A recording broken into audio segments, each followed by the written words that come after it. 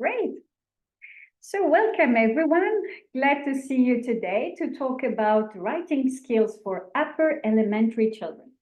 So for this session, we are going to include two main parts.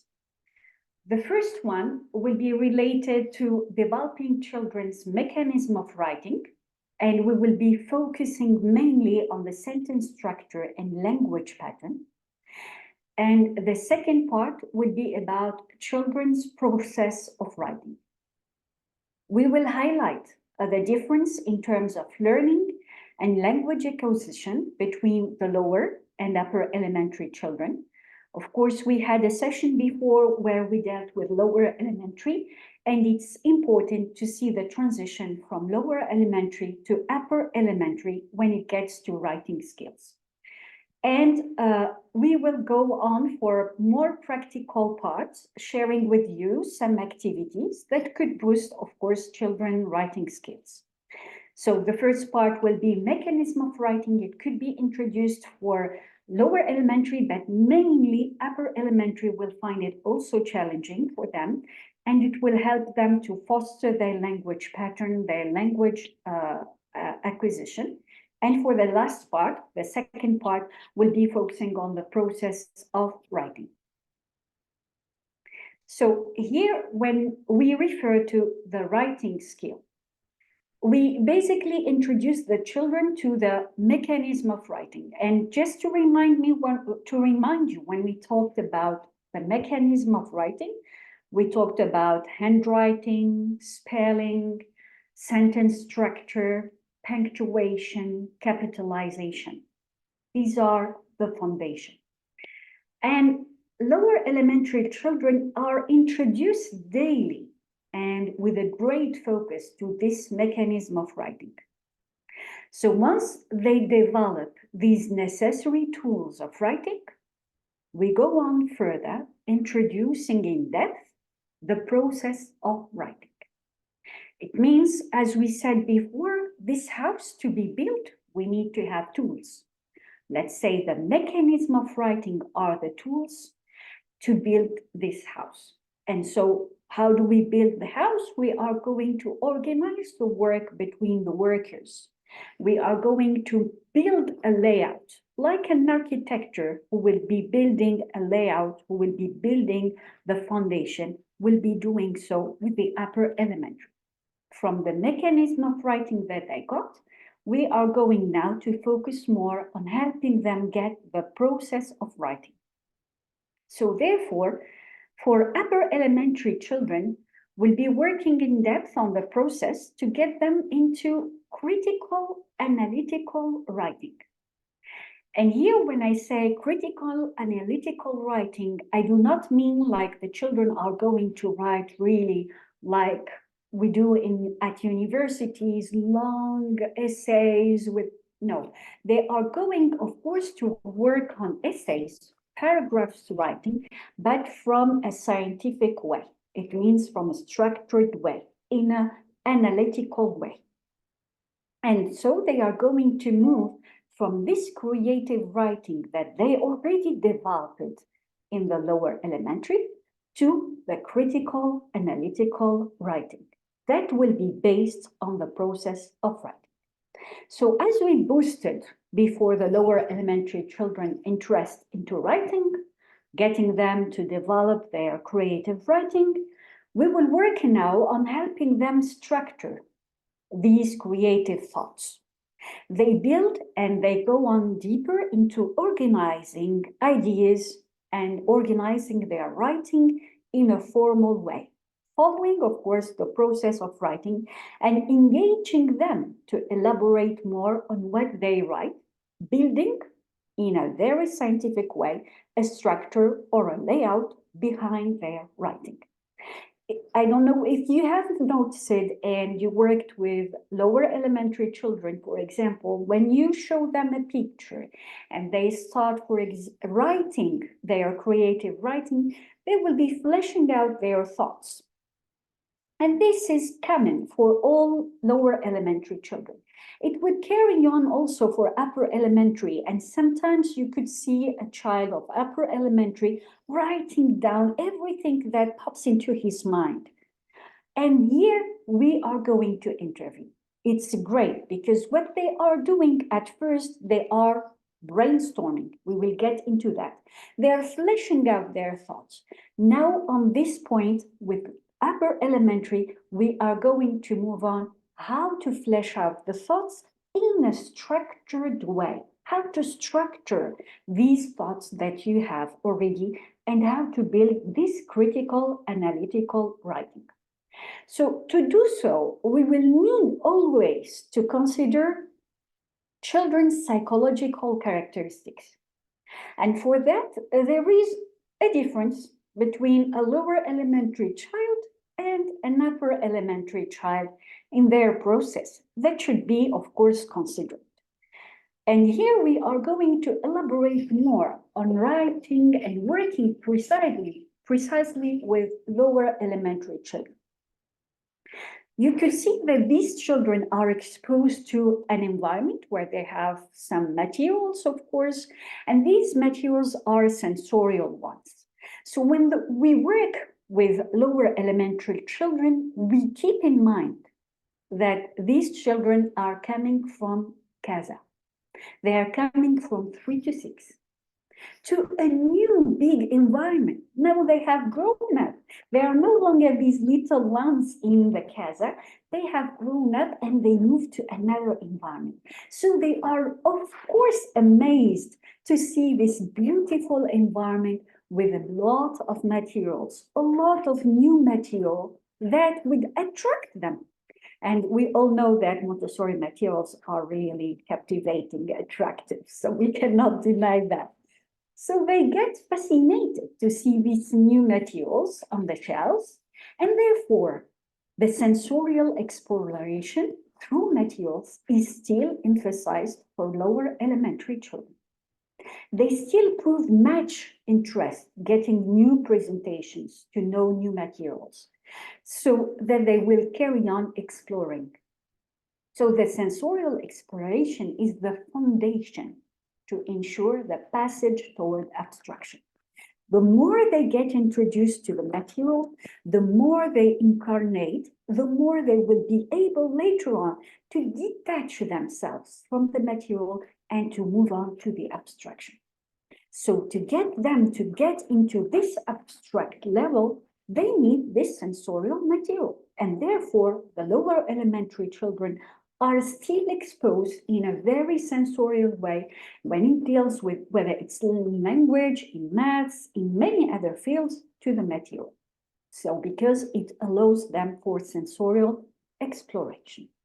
So these children now that they moved from casa to lower elementary, they are into a new phase of development in which they are guided by their imagination and their reasoning mind.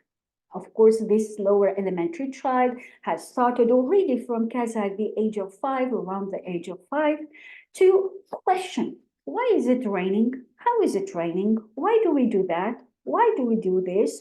The why question is already there. That's because they are really guided by this reasoning mind and their imagination. And therefore, the cosmic education is meant for the second plane children. So as it appeals to their reasoning mind, giving the whole picture, then decomposing it into pieces, getting key lessons, and exploring further in details. So imagination now plays an important role. We used to say, like, when the child is in casa, we do not introduce stories that are about fantasy, which is, of course, a good way to help the children develop their imagination. Because once they move to the elementary, they are already guided by their imagination. Now you could really work on some stories that have some fantasy. They could understand because the difference between reality and imagination, which was not possible before. Of course, we cannot forget in elementary class we have materials, but we also have what we call impressionistic charts. I don't know if you are familiar and you have seen them. These impressionistic charts into different fields, like if I take the chart for language, this impressionistic chart where you have the man, the daughter, and the noun. You have the article, the adjective, the noun. Remember this one? So this is an impressionistic chart, for example, in language, and it shows the adjective and article relationship. It shows this relationship, and it makes the child understand the function of parts of speech using the impressionistic chart. So they are still into this sensorial way of exploring things. In Kazakh, they used to repeat the material, the same material many times. So here it's no longer enough for the child to repeat the same activity over and over again. Now the child repeats by building up in a foundation activity or concept, or by addressing one concept of it and then another. Like, for example, in an elementary, you have multiplication. Multiplication is introduced in different ways with different materials. And this is what we call elaborated repetition. It will be the same when we work on writing or when we work on language. You introduce, for example, the concept of noun article with a material. You can introduce it later with a chart. You can introduce it later by writing. You can introduce it later by illustrating, but still it's the same concept introduced in different way. So you could allow the child to work on what we call elaborated repetition. This would help them also to grasp the concept and to get into the abstraction. All that is to help them get into the abstract level. So we could not also forget that these elementary children are into socialization. They like working in groups. And like in Casa, they used to work individually on one material. Now they claim to be in groups. They would love to work in group work. So how can I now build group work with writing? Why not writing in a group? You will have in a group of 5, you will have the writer, you will have the editor, you will have the illustrator, you will have the publisher. So this would emphasize the group instant and would emphasize socialization, but at the same time, it would help them also work in group and work on writing. So writing can not only be an individual task where we used to be exposed, like write a short paragraph to describe, and we are on our desk and we are writing a short paragraph individually. No, it could be also done in a group. Writing a paragraph could be also done in a group.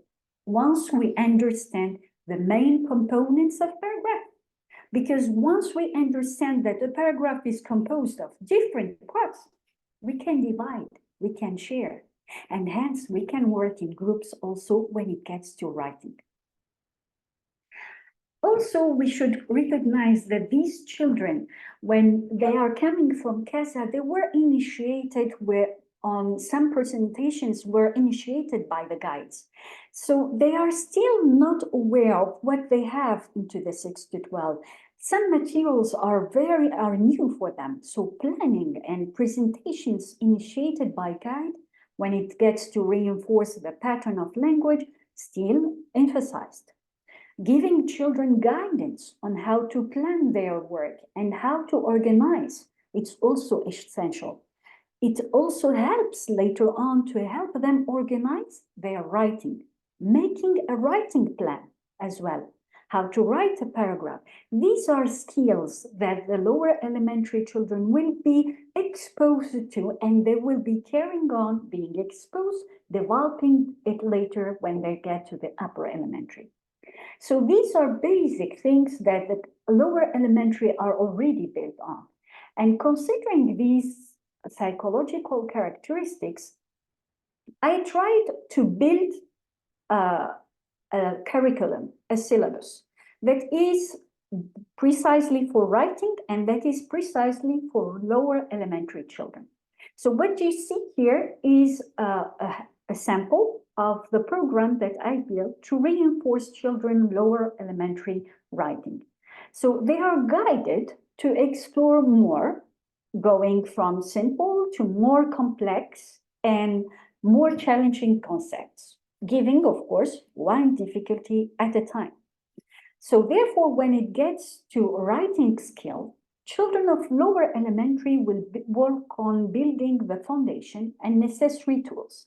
They work on short paragraph, short stories, informal letters, along with other necessary tools that include developing their writing and that include, for example, sentence structure, paraphrasing.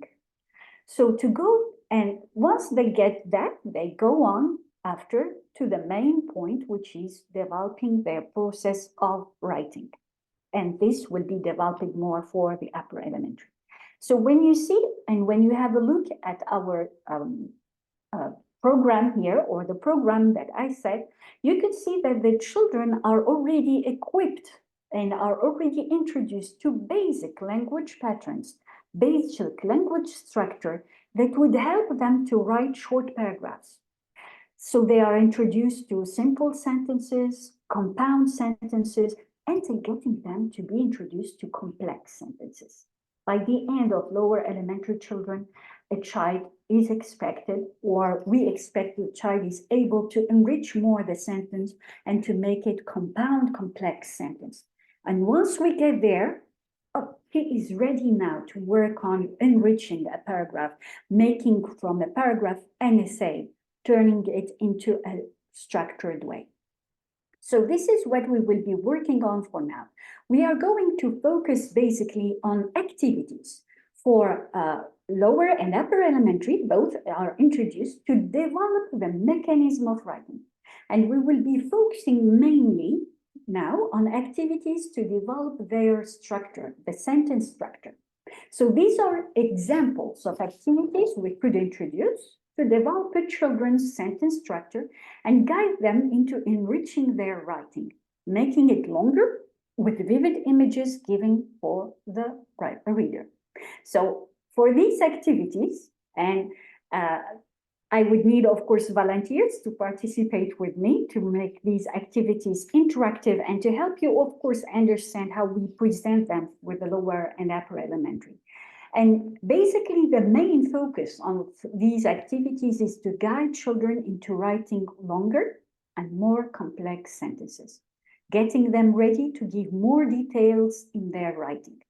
So we will work together on these activities, taking roles, a guide and students, so you could see from a child point of view, how is it presented?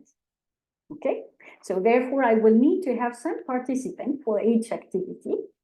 And I would ask to have at least 2 participants. Generally, it's done in groups, but if I could have 2 participants for each activity, that would be a great help. That would help me also to work with you on these activities.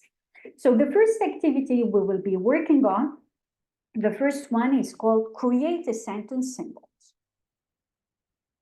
This activity is introduced to children who worked on parts of speech symbols, familiar with these grammar symbols. They will be working on writing their own sentences, guided by the grammar symbols given.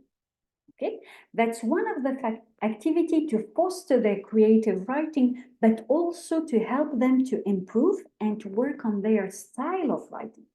Okay, so for this activity, I will need to have some participant to share with me, and I would work on preparing my shell for that. Here we go. Any participant for the first activity?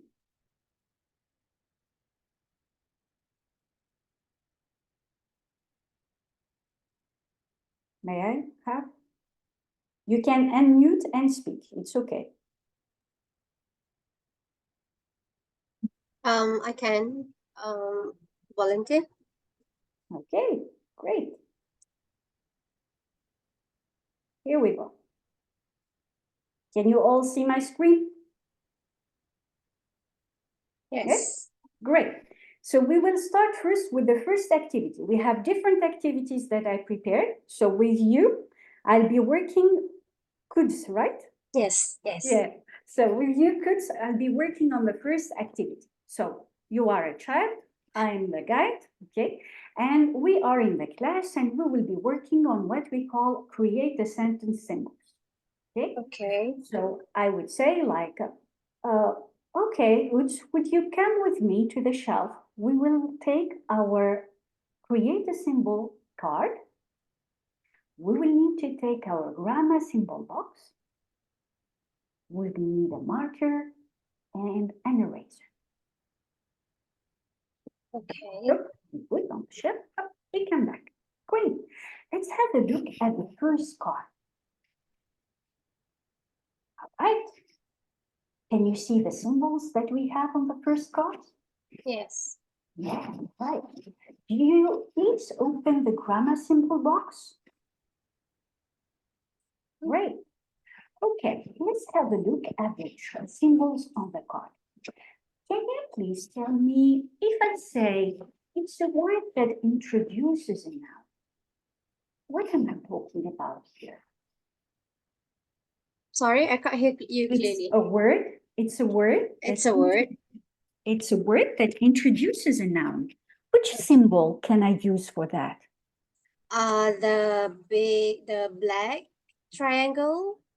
The black triangle. It's a word that names.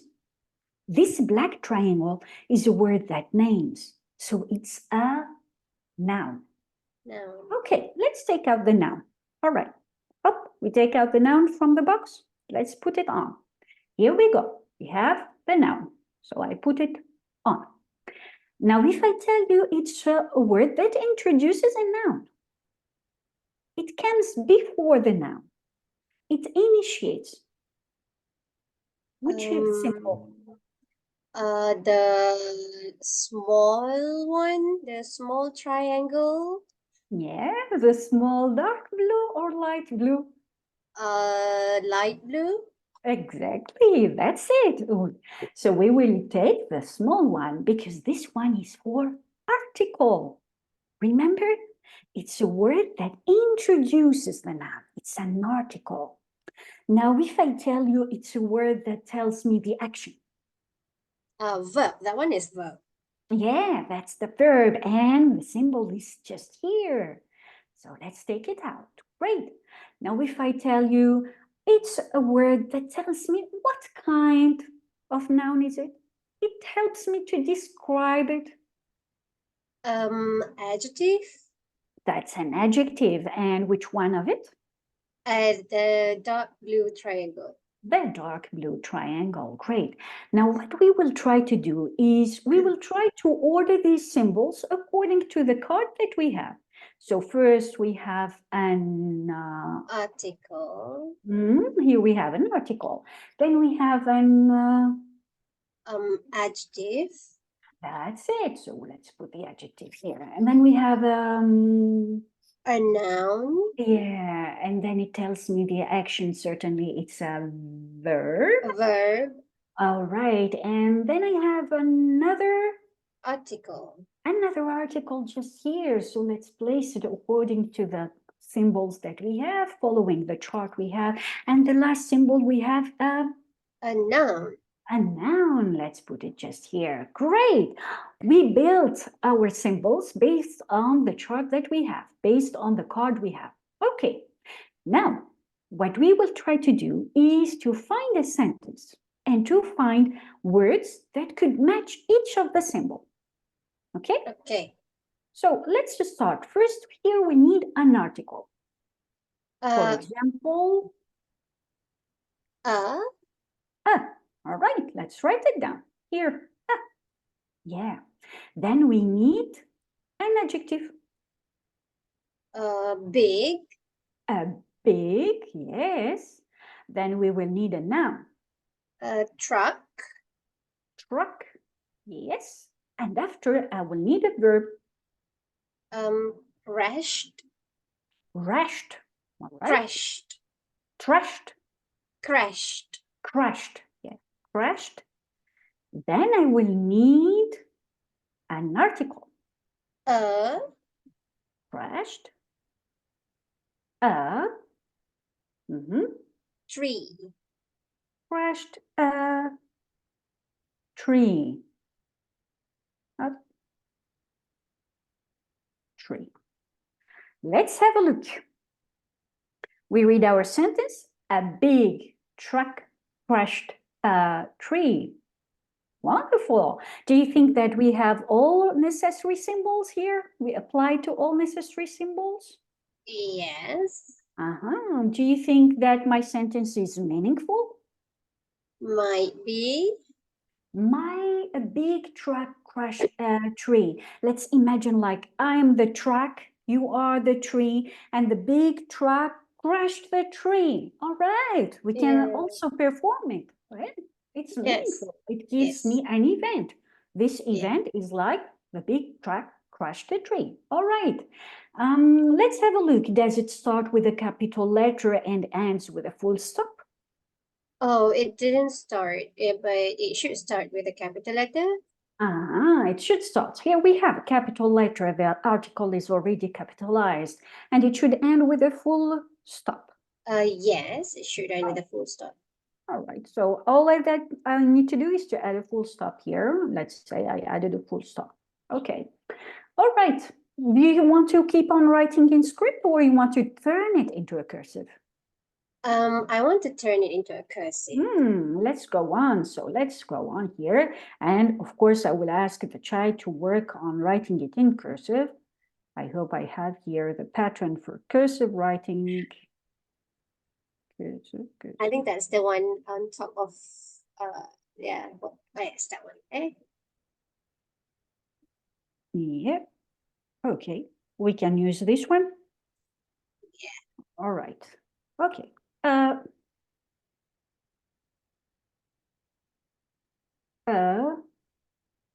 Big truck. It's not that cursive, but it's okay. You understand the concept. Crashed tree. Tree. Okay. Here we go. We already finished. What you can do now, you can work on making your own symbols. You can work on making your own symbol cards. Or you can use other cards from this set and work on it. It would be wonderful to see one day one of your friends working on a card named by Kutz. Kutz prepared this card. It's a card that Kutz made, and I'm working on it to make a sentence based on the symbols that Kutz puts on. That's it. It's a way to inspire them. It's a way to get them into follow-up work. It's a way to guide them into writing more. Okay? So that was the activity that I could introduce for the children to help them really work on developing the sentence symbol, sentence structure. Okay? Another activity I could work on for this, I will need another volunteer. Any volunteer for the next one? Thank you so much, Kutz, for being so participative and cooperative. If you would love to volunteer, you can unmute and speak. It's okay.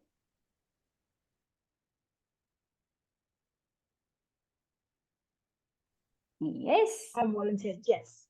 Yeah. Yes. So we are with Jess, right? Yes. Hello, Jess. Great. Hello. So for this, hello. So for this activity, we will be working on what we call stretch out a sentence. Okay. Have you ever think that a sentence can stretch itself? Do you think that a sentence can stretch itself?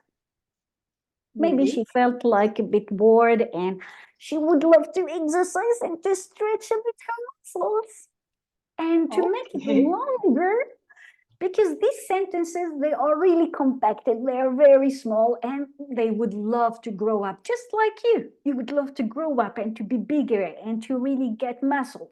This sentence would love to have muscles just like you. So she's asking to be stretched to make it longer. And guess how could we make these sentences longer?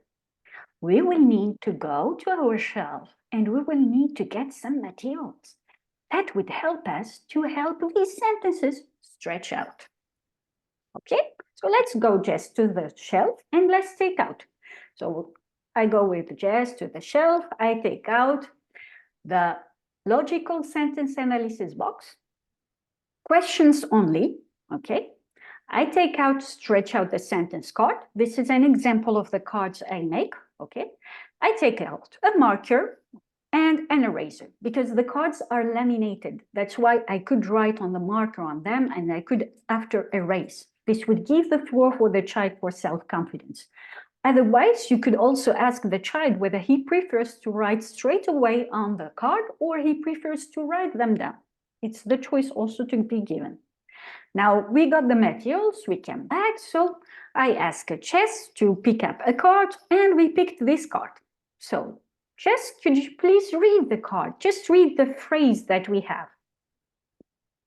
They jump. They jumped. Let's have a look at our sentence here. It's a simple phrase. It's a simple phrase and we would love to stretch it out and to make it bigger and longer. They jumped. Here, what is my action? Jump. Jumped. Who jumped? They. They. Who are they? Why did they jump? Where did they jump? These are all questions that we could ask to know more, to give more details. For this, let's open our logical sentence analysis box. Ta-da! We open, okay? We put on the layout. We put the, you remember the layout for the sentence analysis? It's the same layout. And you will have the questions that are in orange for adverbial modifiers. These will guide them also. So you will put on the layout. And let's just start. Who jumped? They jump. They, but let's try to be more specific. Who do you think they jumped? We can give them a name. We can think like, yeah? The students. Oh, right, the students. Okay, I'm going to just, the students jumped, right? All right. I would love to enrich it more. The students jumped. I added just one component here.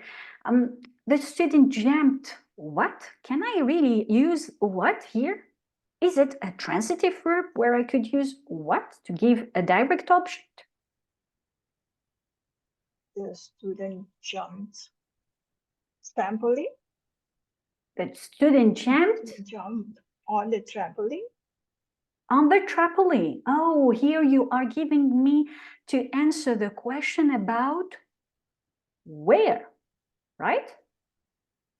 The children, the student jumped on the trampoline, right? This is what you said. Where did they jump on the trampoline? Inside the house. Oh, they have inside the house. Okay. And why? Why do you think they jump on the trampoline inside the house? They want to have fun. Oh, so can we add the student jumped on the trampoline inside the house because they want to have fun? Yes. Okay, because they want to have fun. How did they jump on the trampoline? We could add that. They jump wildly. Oh, yes, or can you give another adverb to describe how did they jump? They jump wildly. Wow. Wildly. Wildly, okay. Okay. Say Wildly. Like a very wow. W-I-L-D. Wow. Wildly. Okay, Crazy. this way. Or maybe Oh. put it crazy. All right. Crazily, wildly. Would you like to put wildly or crazily? Crazily. Okay, let's go on. All right. Let's say the student jumped crazily on the trampoline inside the house because they want to have fun. Are you happy with your sentence or you would love to add more? Let's go on. We can add, for example, the student jumped crazily on. We can give a description of this trampoline. Was it big? Was it small? How did it look like? Big. Oh, the student jumped on the, where do I add big here? Can I say? On the huge trampoline. Huge. Huge. Okay, so I would say on the huge trampoline inside the house because they want to have fun. Would you like to add more or would you like to stop here? Imagine like we read your sentence and we find out like your sentence is the longest sentence that ever students have made. We can work on that. Who is going to make the longest sentence based on this phrase that we give? It's a challenge, right?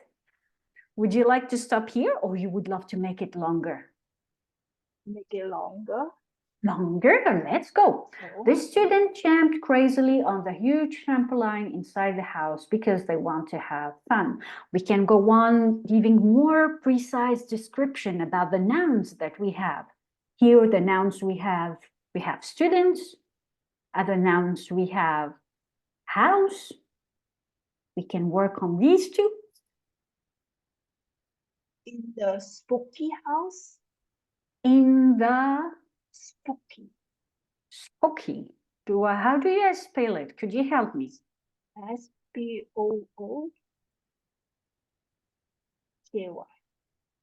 Okay, spooky house. Right. The student jumped crazily on the huge trampoline inside the spooky house because they want to have fun. I could describe and go on describing more of these students. How were they? And could we really, why the students are in a house? Why aren't they at school? Are they students or children? They naughty students. Okay. Yeah, naughty students. All right, the naughty students jumped crazily on the huge trampoline inside the spooky house because they want to have fun.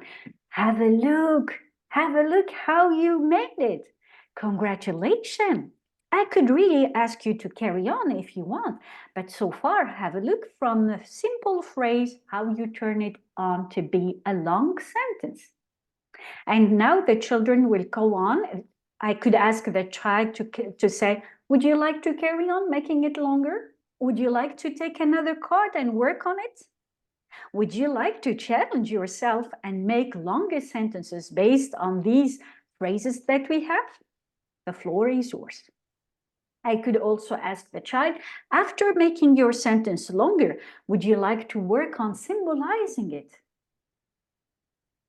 Or would you like to illustrate it, drawing a picture about what you have just wrote?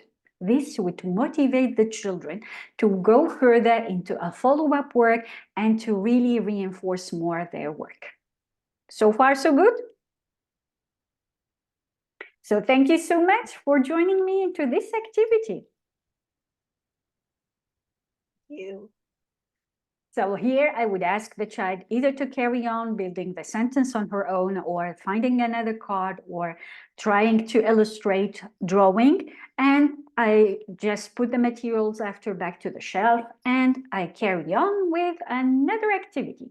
Anyone volunteering for the next one?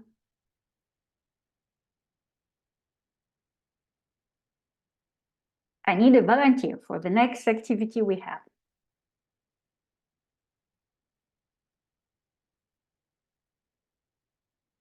You can unmute and speak. As you could see, these activities are really a good help for the children to build on sentences and to help them structure and also to guide them later on into being much more precise into their writing. So we would no longer see the children just writing a short sentence with noun and just an adjective and an article. The children will get motivated once they get introduced to these activities to really try to challenge. And imagine we have upper elementary children, they like being challenged. So if you give them these kind of activities, which I really try to build, okay, throughout the humble experience I have, these children, they like going on to really make longer sentences, challenge themselves. They could even try to see, oh, look at my sentence, look at yours. Oh, today Joey made the longest sentence ever. Today she was able to enrich this sentence. Or they could also say, oh, I'm going to work on Joey's card. She wrote a sentence before and I liked it so much. She added it in our material. So I'm going to work on her card. This motivates them a lot to work and to really improve their writing skills. I still need other volunteers to work with me on sentence building. Can I have a volunteer? You can unmute and speak. It's okay.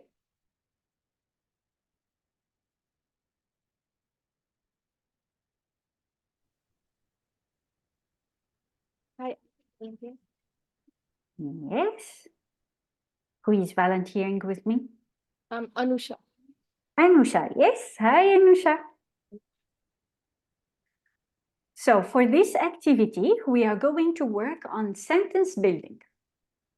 For this, we don't need any materials except paper slips, pencil, and we could just need a dictionary, a thesaurus dictionary for synonyms and antonyms, okay?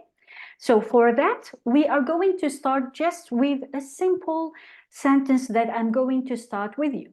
Okay, let's imagine like today is a windy day. Okay, it's very windy today, and I would like to work on this sentence. The wind blew. Can you tell me what is my verb in this phrase? Blue. Blue. Great. Now think of this verb. Instead of using this one, can you think of another verb that could have the same synonym as this one? Instead of blue, we could say the wind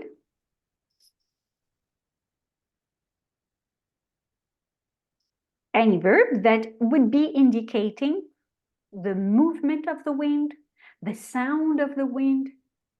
Here, the children, for example, they may not find, so I would guide them to use the dictionary. That's why I put the thesaurus dictionary, and I would ask them, okay, let's have a look and let's look at the verb blue, blow, blue. Let's look at the synonym for this verb. They could find it and they could just tell me what is it, or they could just try to think about any sound that they are familiar with. So they could say, the wind sung, or, yes, Whistled. whistled, yes, or, sorry, whistled, or,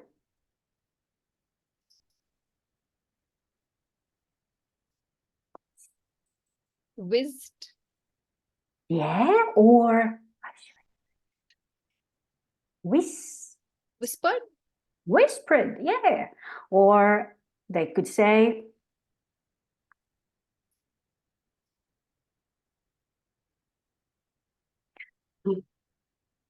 the wind, it's like you give, Sighed. yes, or the wind Danced. danced, yeah, why not, okay, or the wind, imagine like a lion who is roared, yeah, and so on, so on. So here, what I did with the child is trying to find its synonym based on what we have here. Another day, or I could go on if the child is really interested, I would say, now let's go on. We will try to find another word for the word the wind. What could we use instead? Breeze. The breeze. Yes, the breeze. Blew, okay, or sung, or we could say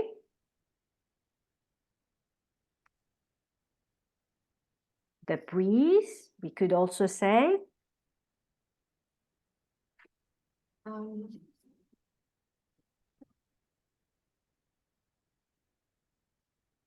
the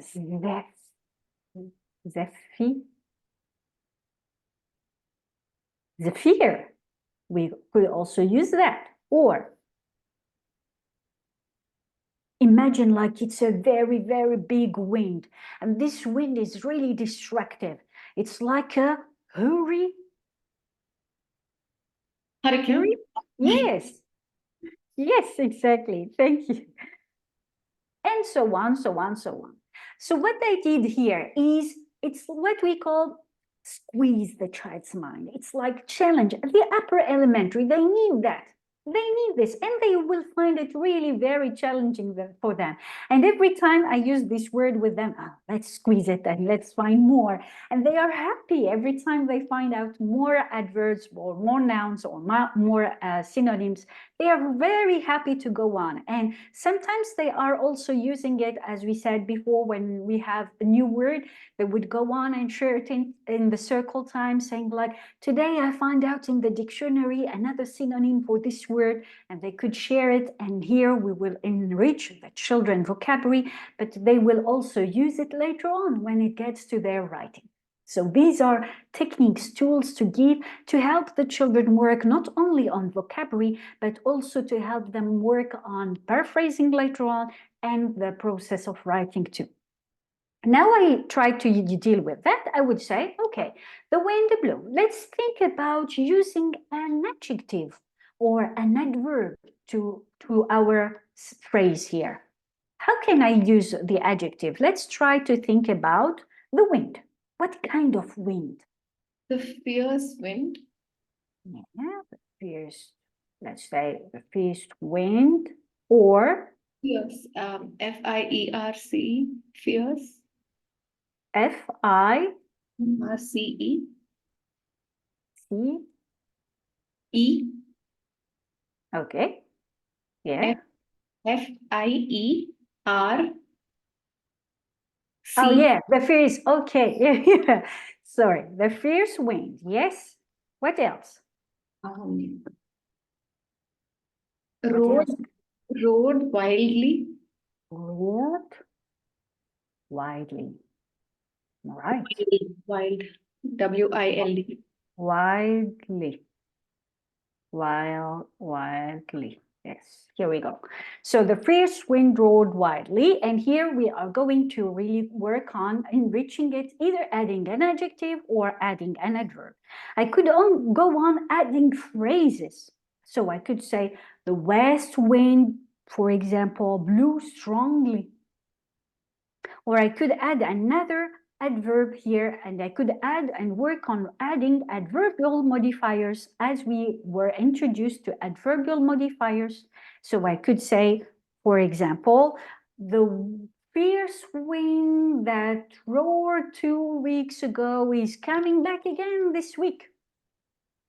So I'm trying to use what we called before and what we used to before, adverbial clauses, adverbial modifiers. So I'm going to enrich more the sentence. So let's try to enrich more using, for example, clauses as well, and clauses for nouns. So we can use noun clause as subject. The children were introduced to sentence analysis. They were introduced to noun clauses as subjects. So we could build on from this a noun clause as subject. So we could say, the wind. Can you think that we could add as a noun clause? The wind, I help you. The wind that. The wind that.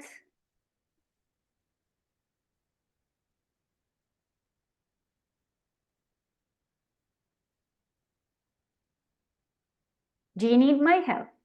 Yeah.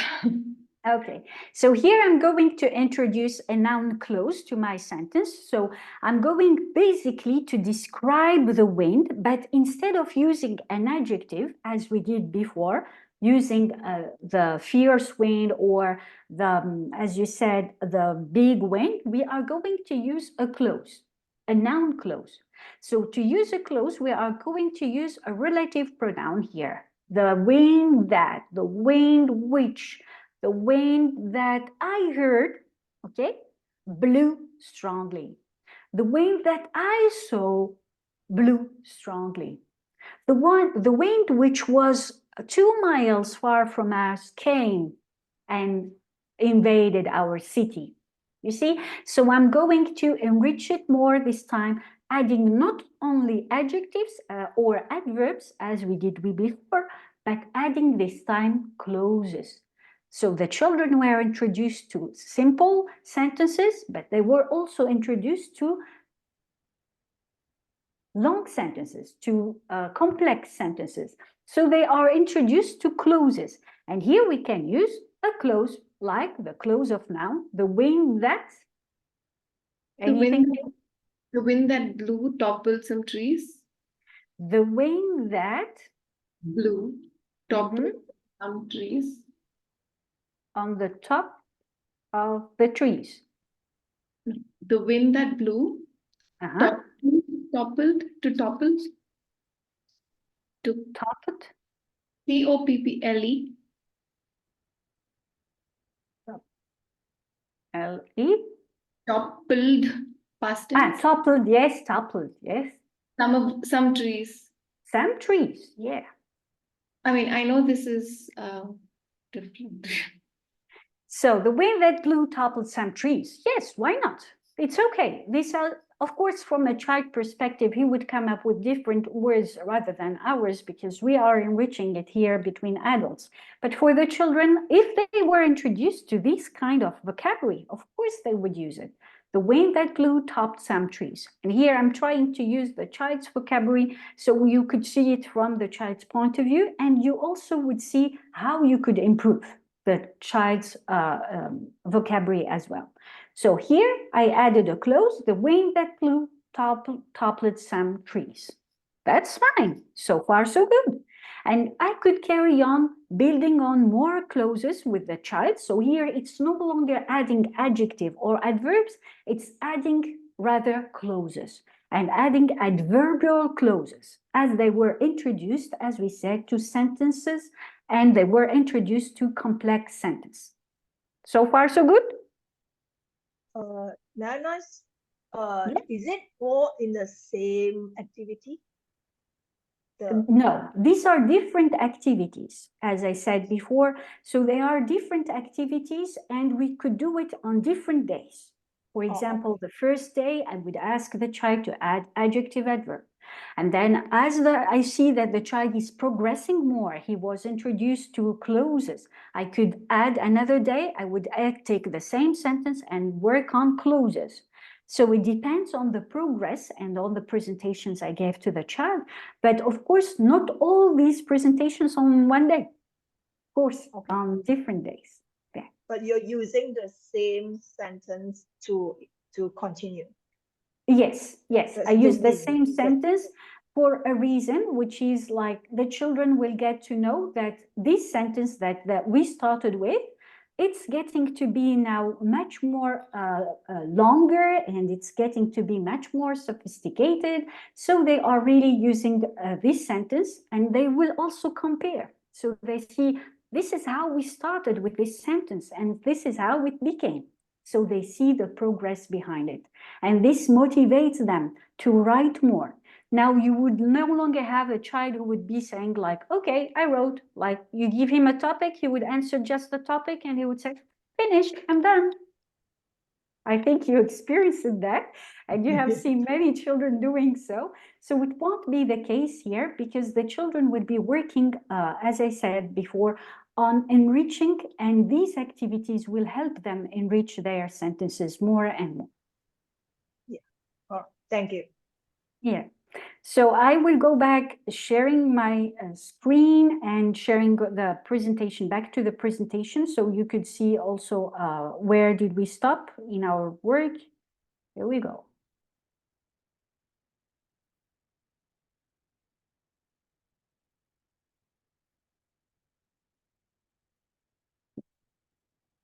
So everyone can see it? Yes. All right. So here we were dealing with these different activities and we were introduced to the different activities that we have. Now we are going to move on. As I introduced the child to some activities to improve their language structure, now I'm going to go deeper into that and I'm going to work on paraphrasing. It's another technique that the children will be working on. So children then worked on developing the sentence structure. However, they could also work on the sentence structure by paraphrasing. And paraphrasing is also one of the foundation for the writing. It's needed when writing your research, as an example. When you work on making a research, we are not going to copy. And here I have seen many of my children, when they work on making their research study, they would take a book, they will just copy the information. So here we will introduce the paraphrasing. So they are going to use the words on their in a different way, and they are going to work on that. So there are basic techniques that we could use for them to paraphrase. And here what we will be working on. We'll be working on introducing different techniques and different tools to help the children paraphrase. So they could paraphrase a sentence, a phrase, or they could paraphrase a paragraph, a text. They could paraphrase a nomenclature. We have in our environment some nomenclature in biology, in geometry, in different fields of studies. So they could take a nomenclature and they could paraphrase instead of just copying it down. They could paraphrase a topic, a question, for an essay. So we paraphrase generally for essay writing, for project study, for writing style, to examine and to analyze the writer's style of work. We can also paraphrase to understand what the writer means and to help deeper understanding. So it's one of the techniques that we use. Or we could also paraphrase just orally. And it happens many times to me during the circle time. For example, the children will be gathered and we will be working together and we are sharing ideas. And some of the kids, they did not understand what is meaning. So we work on paraphrasing unconsciously in an oral way. So now we will be working on paraphrasing, finding out synonyms, changing the word, changing the grammar structure, and this will help us, of course, to elaborate on. So let's have a look at this sentence, for example. Education is the single most important. Anyone to read the sentence with me? Factor in the development of a country. So what do I need here? I will ask the child to come with me. We will work on paraphrasing. This is, for example, one of the sentences that we have in our paraphrasing cards. And we talked about paraphrasing cards in a way that they are color-coded. We go on from the simple to the most complicated ones. So I take out these cards. So I think that the child took out this card and we will be working on paraphrasing the card. So we have the paraphrasing card, we have a pencil and an eraser so we could write down our thoughts. Any volunteer to participate?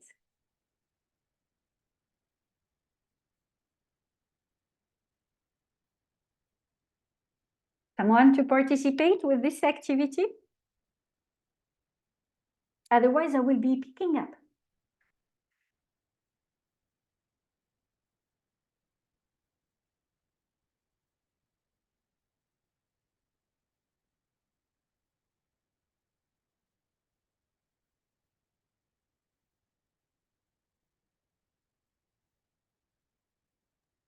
Okay, I pick up. Sorry, Yes. excuse Hello, Raja. volunteer. Yes. Great, good. So, Rajay, we will work together on paraphrasing today. And today we are going to have a look at this card. Oh, we take out the card. All right. Can you try to read the card, please? Would you please read it? Education is the single most important factor in the development of a country. Let's write it down on our paper. Okay, we write it down. Now let's try to have a look. When we paraphrase, we can use different techniques. Let's start using synonyms here. Think about the words that we could use synonyms with. How about the word education? Can we find a synonym instead of the word education?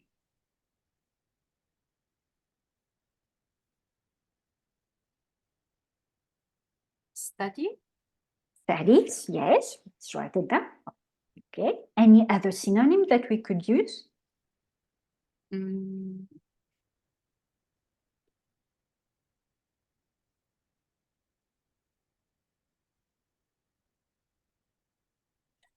How about school? And I need a noun for a gerund for school.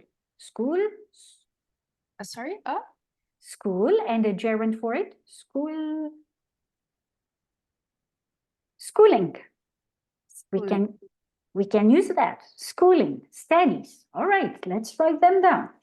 How about most important? Can we try to find a synonym for this one? Paramount, Any other synonym?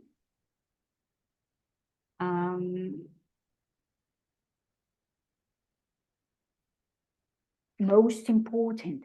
How about most significant? most significant, yeah. Great. I try to help. Okay, so I write most important, most significant. Let's work on, we said here, we have another noun that we could find also a synonym, factor. Instead of using factor, what could we use?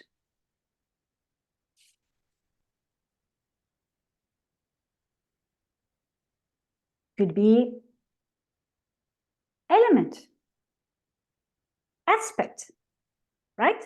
Element, aspect. And then we have here another noun, development. Instead of using development, I could use something to develop, something to progress, progress. So the noun from the verb progress. progression, Yes, progression. Let's write it down. And then we have a country. Instead of using a country, I could use country or nation. a nation, A nation. Here we go. So if I follow what you just gave me from the synonyms we have, we could say schooling is the most significant element in the progression of a nation. See? So I was able to change and to paraphrase. Do I keep the same meaning here? Am I keeping the same meaning? yes. Yes, great. Now we can also go on changing using what we call other ways, changing the structure. So we could say, for example, the most, if I start my sentence with the most essential element of the development of the country is education. I try to change the structure. And here again, I'm giving the upper elementary child ways to challenge them, ways to squeeze their mind, ways to work on the different activities, the different presentations I introduced before. So I'm giving him ways to really go on developing more. So I'm going to jangle with words, giving him ways to jangle with words. So I changed the structure. And did I keep the same meaning? That's the meaning of paraphrasing. So let's have a look. The most essential element of the development of the country is education. I'm still faithful to the meaning I gave. I can use another technique. How about using concession? And here, of course, I presented concession to the child before. Concession is restating what the general opinion is and then saying the opposite opinion. It's for critical thinking.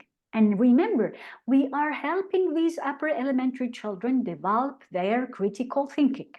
So I could say, for example, using a concession, I could start it with, although many would argue that the economy is the most important factor in the nation building, I think education has a far greater impact. See, how did I change the complete sentence? From a simple sentence here to a more complex one. Although, and here I made a complex sentence. Although many would argue that the economy is the most important factor in the nation building, I think education has a far greater impact. I still keep the same meaning. I try to work on clauses. I worked on adding adverbial modifiers. I worked on adding concessions, and I worked on building on my own opinion. And so the child is developing the critical thinking. So far, so good? Yeah, so these are one of the activities that I could introduce to the lower. Thank you so much, Raja, for participating with me.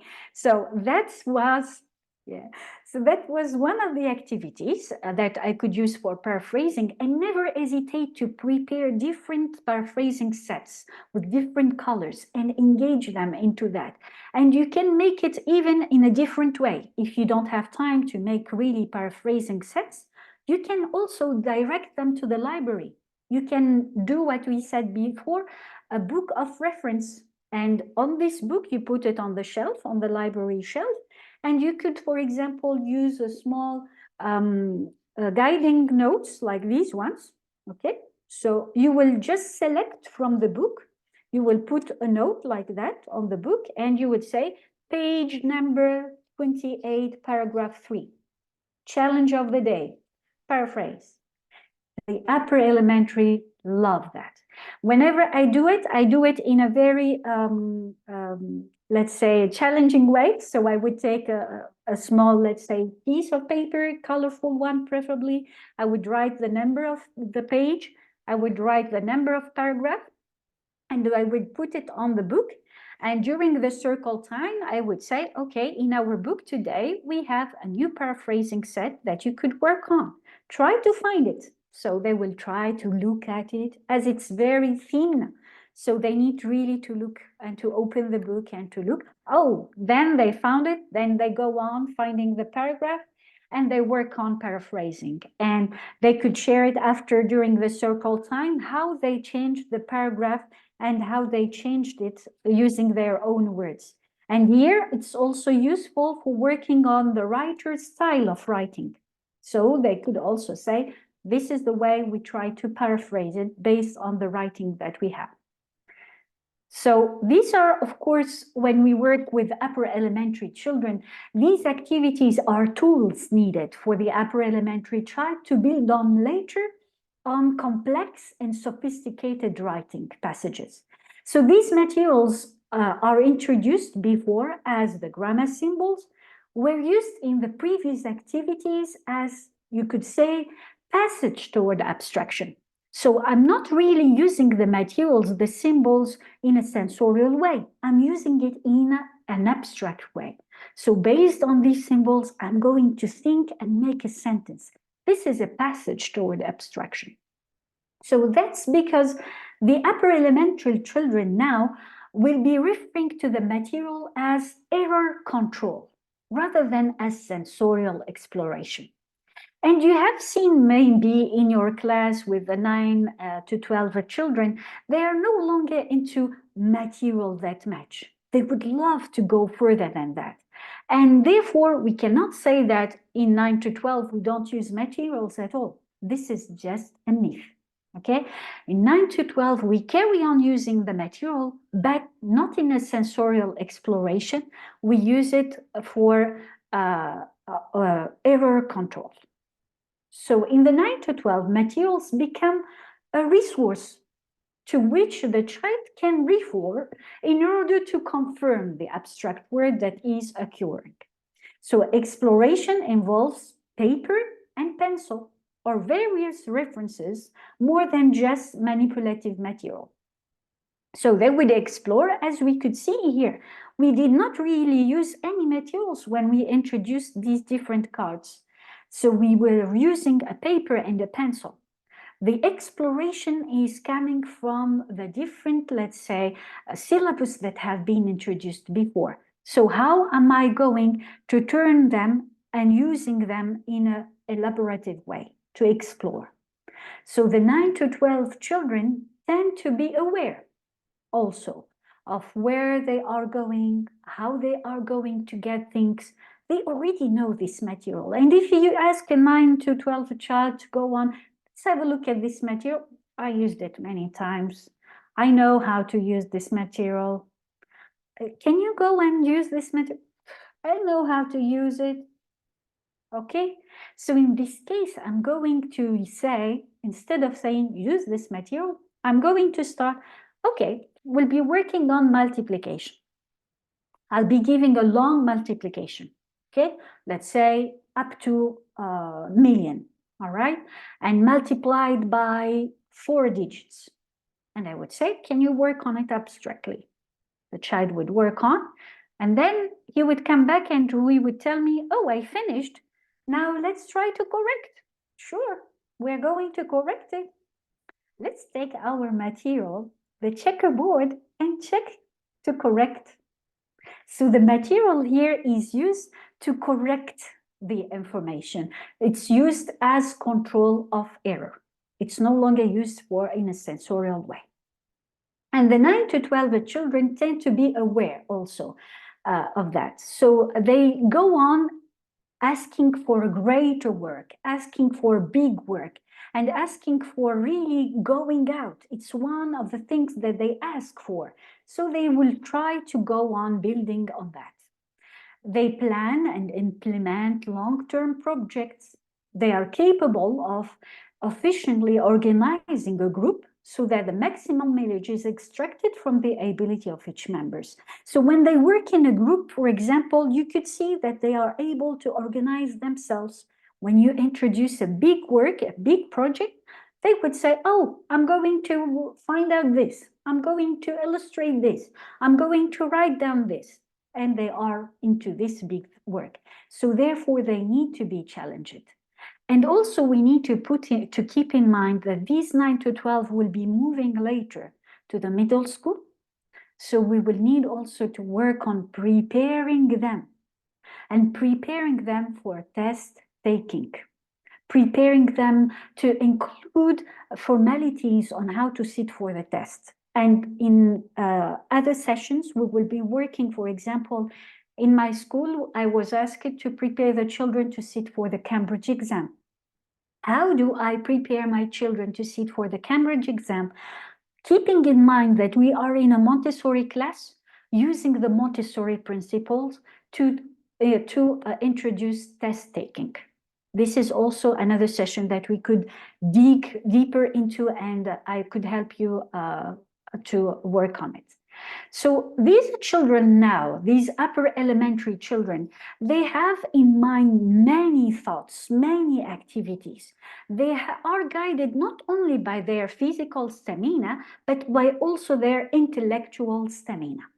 So as we said for the 6 to 12, help me to think by myself. Here I would add, help me to think by myself and to organize my thoughts. Because if you ask them, and we will see later on, to work on writing and to work on brainstorming, you will see that we come up with many ideas, many things, many lovely ideas. But when it gets to building a mental organization, here is the question. So they build, first of all, the foundation. So they need later on to organize all the resources they gathered. So the work with upper elementary is not only to help them think, but to help them organize their thoughts. So therefore, the syllabus are basically designed to help the child strengthen his mental organization and critical thinking. And hence, the work on the process of writing is introduced in different steps. And that's why here we are going to introduce different steps for the process of writing. Here is the table that we have, and here it's again, it's to see, and if we try, it's a syllabus that I designed for the upper and lower elementary, and keeping in mind the psychological characteristics. And if we try to compare the writing part for lower and upper elementary, we can notice that lower elementary get the basics, so they can build further layers on in upper elementary. So for example, children in upper elementary will be writing more in details, giving examples, building coherence, structuring paragraph, differentiating between different types of paragraphs, analyzing texts, analyzing the writer's style of writing, giving their opinion and perspective, presenting arguments, adding supporting details. And to work on all these, they need to go deeper into the process of writing. So they get the essential components to make their writing passages. So far, so good? And here we will be working mainly on the activities to develop the process of writing. So the process of writing, when we talk about process of writing, we talk about different steps: pre-writing, planning and outlining, drafting, revising, editing, and proofreading. These are the different steps that we will be working on together, step by step, to work on our big picture. And to work, I choose a theme, so we would be working on a theme. So you would see the different steps that the upper elementary would go on before writing. Generally, when you give a topic and you ask an elementary child to work, the first reflex they could have is start writing down. And they would say, oh, I finished. Here we are going to get into organizing them. As we said, help them think and organize their thoughts. So how do I do that? We are no longer going just to write down like that. No, where is your brainstorming? Let's work on the pre-writing phase. Where is your planning? How about the outlining? Let's work on the draft. You finished your draft. Let's revise it. Now let's go on editing and proofreading. And of course, here it may seem like, oh, it's too much work for the upper elementary, but it depends on the way, of course, you present it. If you are going to present it like in one day, you expect them to work on pre-writing, planning, outlining, drafting, revising, editing, this is too much for them. And they wouldn't accept at all. And they would also say like, okay, I'm no longer interested. I stop here. This is common for upper elementary. But if you say, okay, as you say, the upper elementary, they worked on how to plan their work, how to plan the day. So you would go and you would have a child-adult conference and you would say, I have seen you before working on this topic. Where are you in it? Have you reached the revising stage? Can you show me the brainstorming that you did? Right, that's great.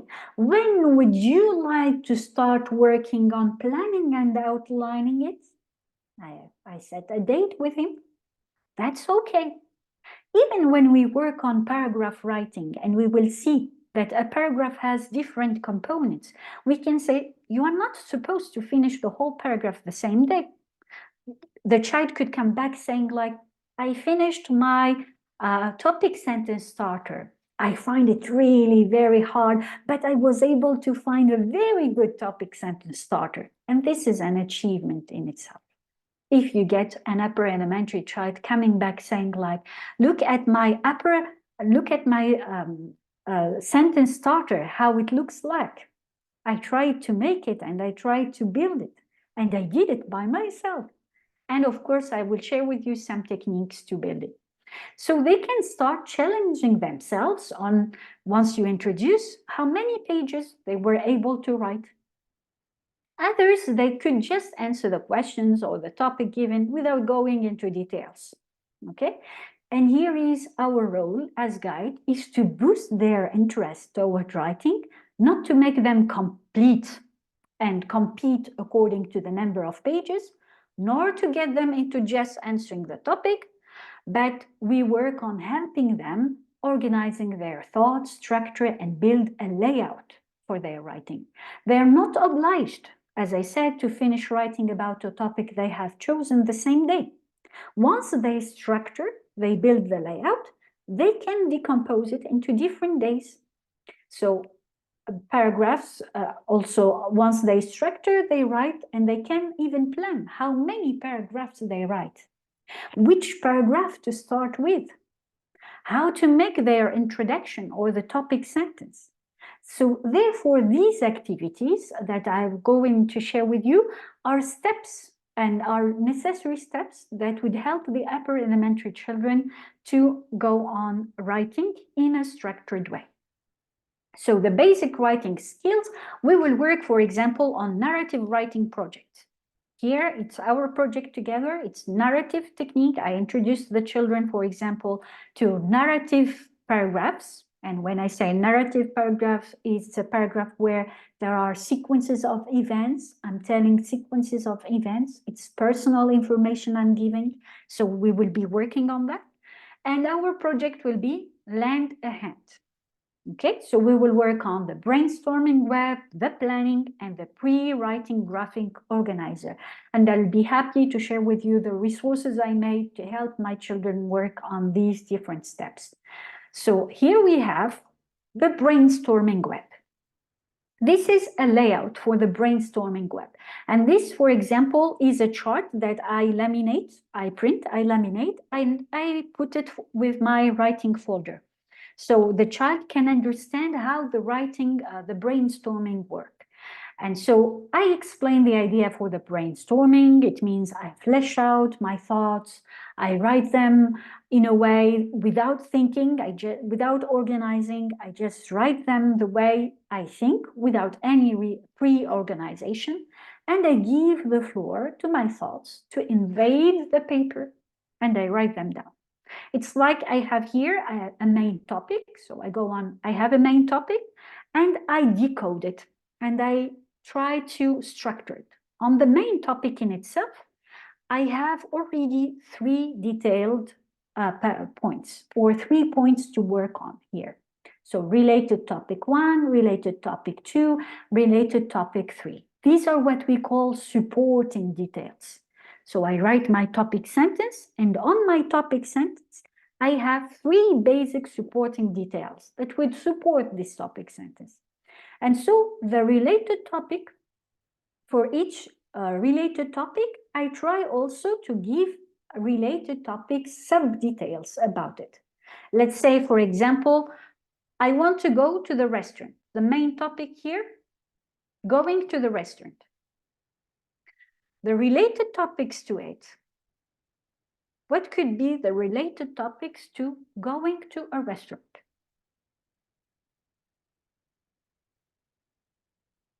You can unmute and speak. So I would tell my child, or I would tell the kids, today we are going to work on a main topic. Let's choose a topic. The children choose the topic, going to a restaurant. Let's put it down. So I write, going to the restaurant is my main topic. Okay, now let's try to narrow it down. Let's think about related topics to it. Going to the restaurant. Related topic 1 could be? Cuisine, what kind of food? Exactly. Thank you so much, Anusha. Let's see what kind of food. So we will go on types of food. Okay. Related topic 2. Who would be going with us? Who? will be going. So in this case, we will work on guests or inviting, okay? Inviting people and guests. Related topic 2. Group. Related topic 3. What could be the related topic about this main topic, going to the restaurant? Any special occasion? Any special occasion. I go to a restaurant for special occasion. Great. I could go on building more related topics. I could go on a related topic 4. Anything, any The thoughts about budget. the The budget? budget. How much should I take with me to go to this restaurant? Yes. Related topic 5. Go on, brainstorm. That's it. Any other points related to the main topic? Reservation. How Yes, could, yes. how to go there? How, the means of transportation, how to go there. And as you could see here, I have my main topic. I already narrowed it into 5 related topics with you. Now, for each related topic, I'm going to add sub-details. Let's say the main topic, going to the restaurant. Let's start with the last one mentioned by Kuds, how to go there, means of transportation, okay? So I have related topic 1, means of transportation. What could be the related topic 1 related to means of transportation? You see how I'm engaging the child into structuring, into going further into details, into giving precision. This is what I would love to go. I go, okay, I go to the restaurant, I think about the means of transportation. Now, another point related to the means of transportation. It could be, do I go by car? Do I go by train? Do I go by on foot, for example? Do I ask someone to give me a lift, for example, to this place? I think about the budget for the transportation. This is another related topic to the means of transportation, budget. I could think about the distance. How far is it from the restaurant? If I go by car, would I need after to walk a lot to reach the restaurant? How far is it? Okay, how far, the distance? I could think about going on my own or going with friends. Taking my own car or going with another friend. See, so here I try to brainstorm my topic and I try to narrow it down. Okay, so these are basic things we should introduce to the kids so they know and they could reflect on. So every time you start your topic, you will say, okay, the children will be choosing their topic. You could have also narrative writing prompts. I could also share in the Google document narrative writing prompts. And so the child chooses a narrative writing prompt. All right, can you show me your brainstorming map? And here the child will show you this layout. And so he will be building it on. And upper elementary children love so much this layout. I choose it with circles this way because they like and making it bigger. And after they would tell me like, we are creating a spider and this time is a big spider. And they call it the spider map sometimes. So they come up and tell me like, look at my spider, look at this spider. And so they are really into challenges, and sometimes they would say, oh no, I could not really think of other related topics. My spider is small today. Maybe tomorrow he will get bigger and I will add more. And this, we used it as a clue and we use it as a fun way to introduce the brainstorming. So I would say like, oh, I hope the spider is getting to be bigger and bigger because I think you do have more thoughts that you could share with us. And here I just give a clue and the child is going to go deeper into challenges and he likes that. So he would come back after telling me like, Salma, look at my spider, how bigger he's getting. Here we go. There, I could understand my work is done. Now we could move on. So here, as we said, when we go on a brainstorming, the child could do it individually and he would work on it individually. But we also said we will work in groups and the children will be working in group to brainstorm.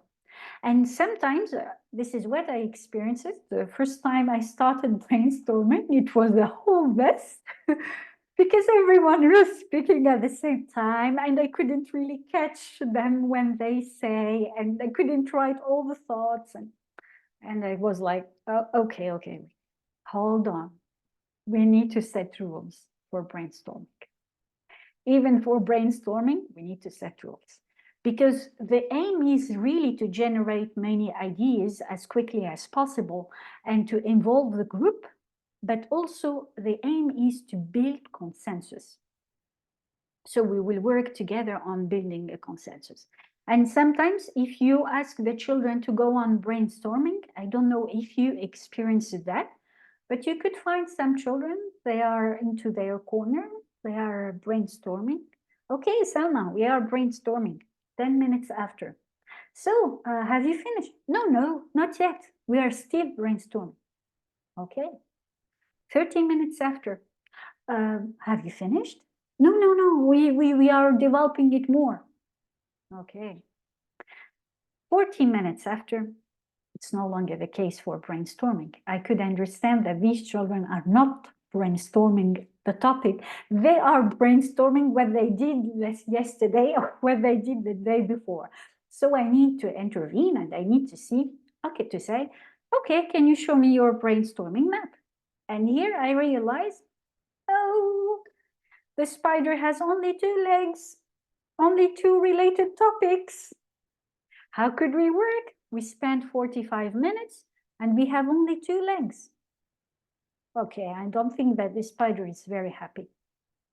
I think he needs more legs. But we are really now going out of time because we cannot spend the whole morning only on brainstorming. And therefore, we need to work on setting a time limit. So during the council with my kids, we try to work on, so yes, you could work on brainstorming in a group. However, when you take a topic, you set a time. So you would say, for this topic, Salma, we think that we could need 20 minutes. Great, go ahead. And here it helps the children organize their work. It helps them being responsible of what they have chosen, and it helps them working in groups, and it gives to the writing another flavor. It gives to the writing this lovely way of building. I'm building step by step. This is what we want to get from the writing, how to build step by step. So the children would come up, say like, okay, we choose this topic. Okay, I would ask, how much time do you think you could brainstorm for this topic? We could need 20 minutes. That's fine. Great. Could you please, after, share your brainstorming with me? Done. That's all. And then the children take their time and they know, and I have seen children also working on, and they are like, oh, go on, we still have just 5 minutes. And remember, this will help them later, especially 9 to 12, for test preparation. So I'm introducing in an indirect way techniques to work on time limit without saying, oh, you still have 5 minutes, you need to finish. You see, so I'm trying to introduce it in different ways, in an indirect way, making them conscious about it and fulfilling. And so they come back saying like, look, Salma, in 20 minutes, we were able to finish our brainstorming. And they will be, they feel proud. I give them the occasion to be proud of the work. Also, when you brainstorm, you ask children to brainstorm, to go on a specific place, a specific corner, if it's a calm corner, for example, or it could be any place they think like it's a table or it's a corner where they are meant to work quietly and calmly. So they could come saying, Salma, we will be working on writing and we will be working on the brainstorming, and we don't want to disturb our friends, so we prefer to have to be in the calm corner. So in the environment, I have a calm corner, so can we go there? Yes, certainly, could go. And after the children, they don't need to ask me. They know that the calm corner, when I get there, it's to work and to work effectively. And they learn also how to give their opinion without judging, without criticizing. So they work on saying, oh, okay, I write down your opinion. That's fine. Even if they don't agree with their friend's opinion, they will write it down in all cases. And of course, this allow a conversation, them to have a conversation. And this, what we will be doing right now. We will be working together on brainstorming. So here, our topic here is lending a hand, and we will work on brainstorming this topic. So we draft out a brainstorming web to elaborate on the main topic given. So here, for a technical reason, I won't be making the spider, but I will be writing down your thoughts with me, okay? So as a starting point, I will be just writing down the thoughts so you understand how is it handled in a class. So I would ask here to have a volunteer to share with me this activity. Any volunteer? I need at least 3 participants, if possible. 3 participants I will to be share. one of it. All right, thank you so much. Here, I hope you all can see my screen. Yeah, all right. So we will start with the brainstorming web. We will draft out a brainstorming web to elaborate on the topic. The topic here is lending a hand. So I have Jess with me. Who else?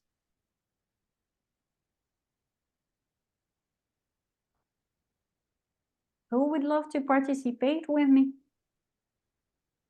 I have Jess. I can participate. Yes, thank you so much. Who else? I can. Thank you so much, Anusha. So let's go on. So we have the first step here is brainstorming web. So I will ask the children to go and to take our writing folder. I shared before in the first session the writing folder. I will download some of the activities I prepared, add it to the Google class, so you could have access to the writing folder I created. And in my writing folder, I also put the brainstorming web, the one I shared with you before, the spider. Okay, so as I said, we won't be working on building the spider, but I will be writing your thoughts with me. So here we have the topic, lend a hand. Think about a time you spent helping someone doing something. How did it make you feel? According to our topic, we will be working on writing. We will work on writing paragraphs related to this topic. What kind of paragraphs will be working on? Would it be an expository paragraph?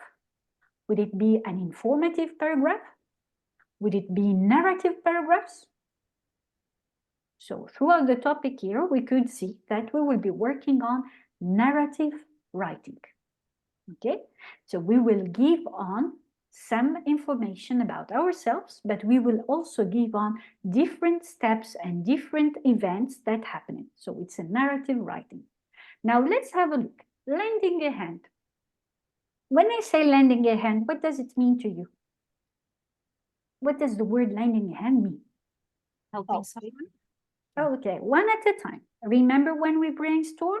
One person at a time. So I'm listening first to Anusha. Yes? To help someone. Help someone. Yes, I add someone now. Yes. Another one? Jess, would you like to add more? Volunteer. Volunteering. Yes. Any other thought that is related to lending a hand?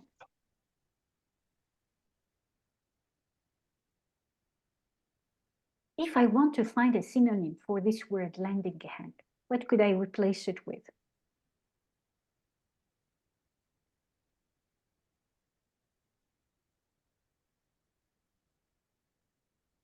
From own views. Say it again. From own view. From own will. Yes, great. I could lend a hand. Is it really a way like, oh, I could say, today I don't need my hand. Okay, I lend it to you, Jess. Here you go. Is it possible? Give. To give, exactly. To give a hand. To give a hand to someone. So it's actually a metaphor, lending a hand. It's like an image. Okay, it's a metaphor. I'm using here the language. I'm introducing it in an indirect way. Later on, when we deal with literature, I could work on metaphor. Oh, lending a hand. Remember, we used it before, this expression. So to give a hand to someone, or we can say also to help or to Aid. Cope. to aid, yes. To cope, To yes. assist.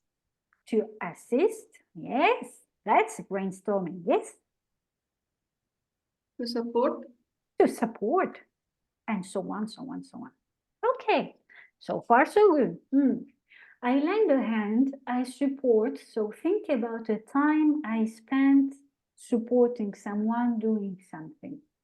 So when I lend a hand, when I support a person. I can support a person, right? Helping people. Can I help only people? Animals. Animals. I can help animals. Can I help only people and animals? Plants. Sorry? Plants, trees. Plants and trees, yes. The environment. Can help the whole environment. Right?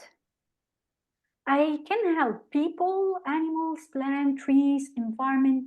So I can help here different organisms, different organizations, different associations as well. But is there a specific place to help? I wonder if we have places to help. Where can I help? Remember when we said the main topic, related topics. Here, the first related topic we have, here, helping people. The second related topic could be the places. Where do I help, right? So think with me. What about the places? Yes, Jess, you were about to say something? At home. At home, helping at home. Any other place? An animal shelter. Animal shelter. Yes, other places. Orphanage. Orphanage. Any other places? School. Class. Yes, at school. That's it. I could help in different places. Now, when I help different people, I help different places, I help doing different things, right? Now, let's say I help people, and let's be more precise here. Helping, remember, we said narrated topic, so I go back, helping people. Whom could I help? For the people I know, because it's about me, right? I help people I know, so whom could I help? I help Parents. siblings, parents, yes. I Friends. help friends, yes. Who else? Family. Stranger. Family, and so on, so on, so on. Pets. All right. So here I try to narrow the first topic. So I have helping people, the first related topic, helping. The first related topic, helping people. The sub detail, who do I help? Siblings, parents, friends, family. Done. This is the first leg done. Let's go on.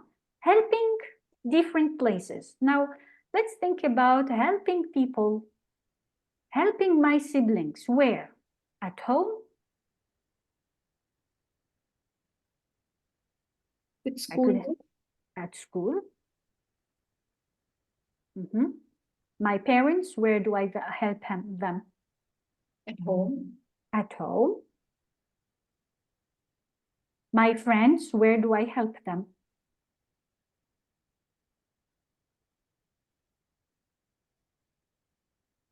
I could help my friends at Playground. school, at the playground, yes.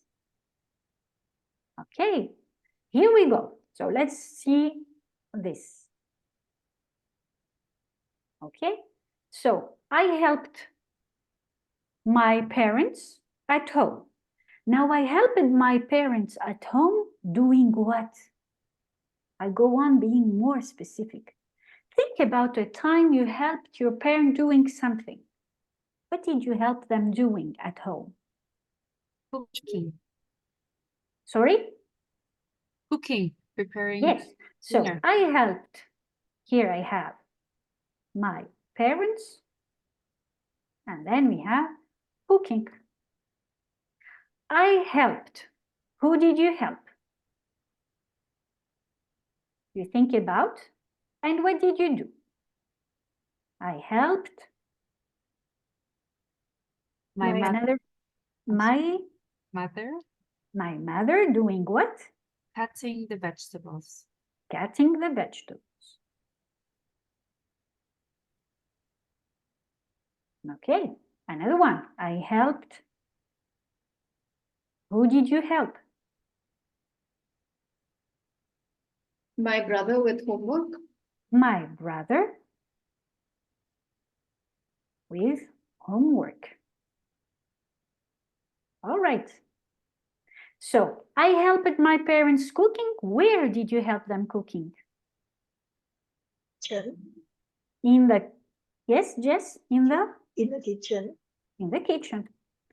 I helped my mother cutting the veggies. Where? In the Kitchen. kitchen. All right. I helped my brother with homework. Where? in my room, in our room, In our room. Great. Room. Here we go. So at least for now, I have different ways of introducing the word help. I'm directing the child. I'm helping him to start focusing more and being more precise. So now that I have different ideas coming, so which one would you like to dig more into? Would you like to work on helping your parents cooking in the kitchen? Helping your mother cutting vegetables? Or helping brother with homework? Which one of these three related topics you would love to dig more into? Let's pick one. Which one would you prefer to work on? Would you like to work on helping parents cooking in the kitchen, or helping mother cutting veggies, or helping brother with homework? cooking in the kitchen, Helping parents cooking in the kitchen, right? Okay. right? Here we go. Helping parents cooking in the kitchen. We will work on this. Now from this, we are going to narrow it down more, okay? So here we are going to organize our thoughts, and hence comes the second part, which is how do I organize my work? I helped my parents cooking in the kitchen. This is my main point. This is my main topic of my narrative. I helped my parents cooking in the kitchen, so I'm going to give much more details about. What could I add into this? I helped my parents cooking in the kitchen. When is it? When did I help? Yes.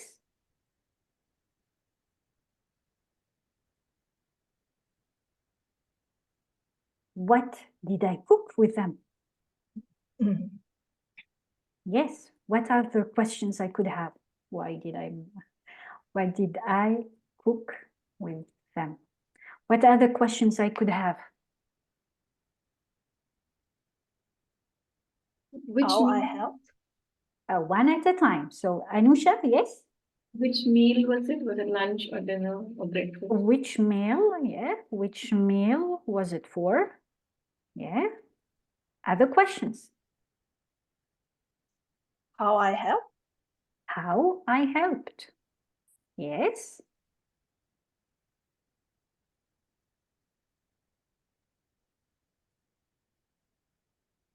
Did I, before cooking, did I buy things? Did I look for the ingredients before? Which ingredients did I use? Right? And look here, I have many questions. And this is just my topic. I helped my parents cooking in the kitchen. From lending a hand to helping my parents cooking in the kitchen. And even for that, I made different, as we say, sub-details that we will go on deeper exploring and working on. So now that we worked on building, so based on this brainstorming web, we are going to organize our ideas to draft your writing plan. So we will go on organizing it to draft it. So here we already started. I helped my parents cooking in the kitchen. When did I help? When did I cook? What did I cook? Which meal was it for? How I helped? Which ingredients did I use? I already started the pre-organization. So here I could do this, copy, here, edit. Okay, and now if I look at this pre-organization here, sorry, if I look at this pre-organization, I helped my parents cooking in the kitchen. When did I help them cooking? What did I cook with them? Which meal was it for? How and which ingredient? All that I need to do now is to focus on 3 basic points from these questions that I have. So which questions would you like to keep that we are going to dig more into our writing? These 3 questions that you are going to keep will be your 3 main details, your 3 supporting details of the topic sentence. So let's choose. What did I cook? Okay, the question, first one, what did I cook with my parents? Yes. The second one, Which meal it was? which meal was it? Okay, and the third one, When is it? When I helped? when did I help? And here we go. You were able just right now to organize your writing from lending a hand to helping parents, to cooking, to what did I cook, which meal, when did I help? So here the different stages. Now the children that they identified the 3 main points, they could go on working on what we call the pre-organizer plan. Okay, but first they need to go on this brainstorming and the writing plan. So far, so good? Yeah. So this is, for example, a hint on how it works when we have to work on the pre-writing and when we need to work on pre-writing, how we should organize ourselves. So the children understand from now how it goes on. And so what we did so far, we worked on the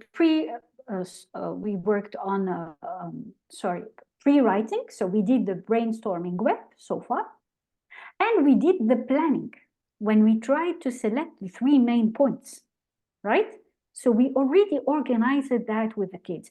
Now the child's mind is clear on what they are going to write about. Okay, and so we can work on, based on the brainstorming they organized, which we did. So here we have, who did you help? What can you do to help?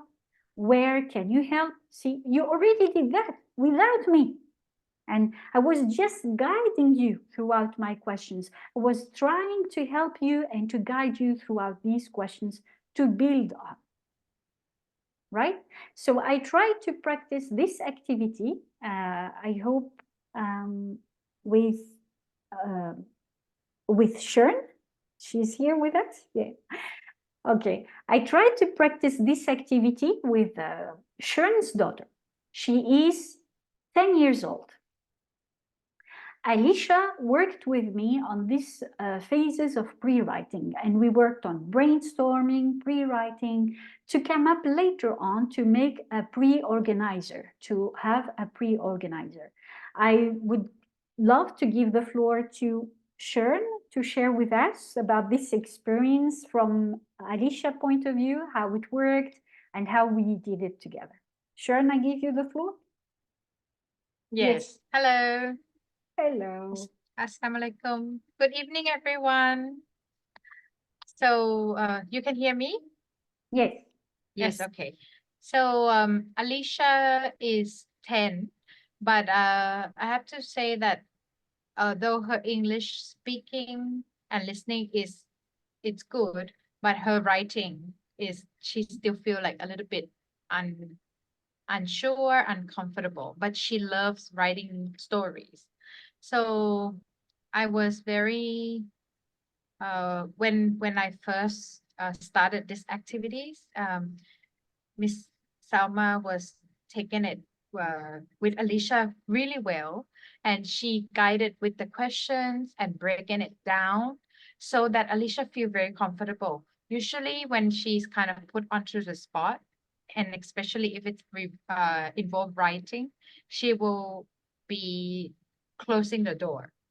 But this time, Tisha Salma was asking her a bit like it's a conversation, and if she gets stuck, she will try to guide her, but not tell her what's the answer. While that for me as a mom, maybe sitting next to her, I know what she wanted to say. Like I know the story, so I might be like slipping in, giving her some tips. But as a prepared adult, maybe we should not do that. But as a mom, it's so easy that we get away with it, get carried away with it. But I see the magic that happened with the questions that Tisha Salma break it down to. It really helps Alicia to carry out her story in the very organized way.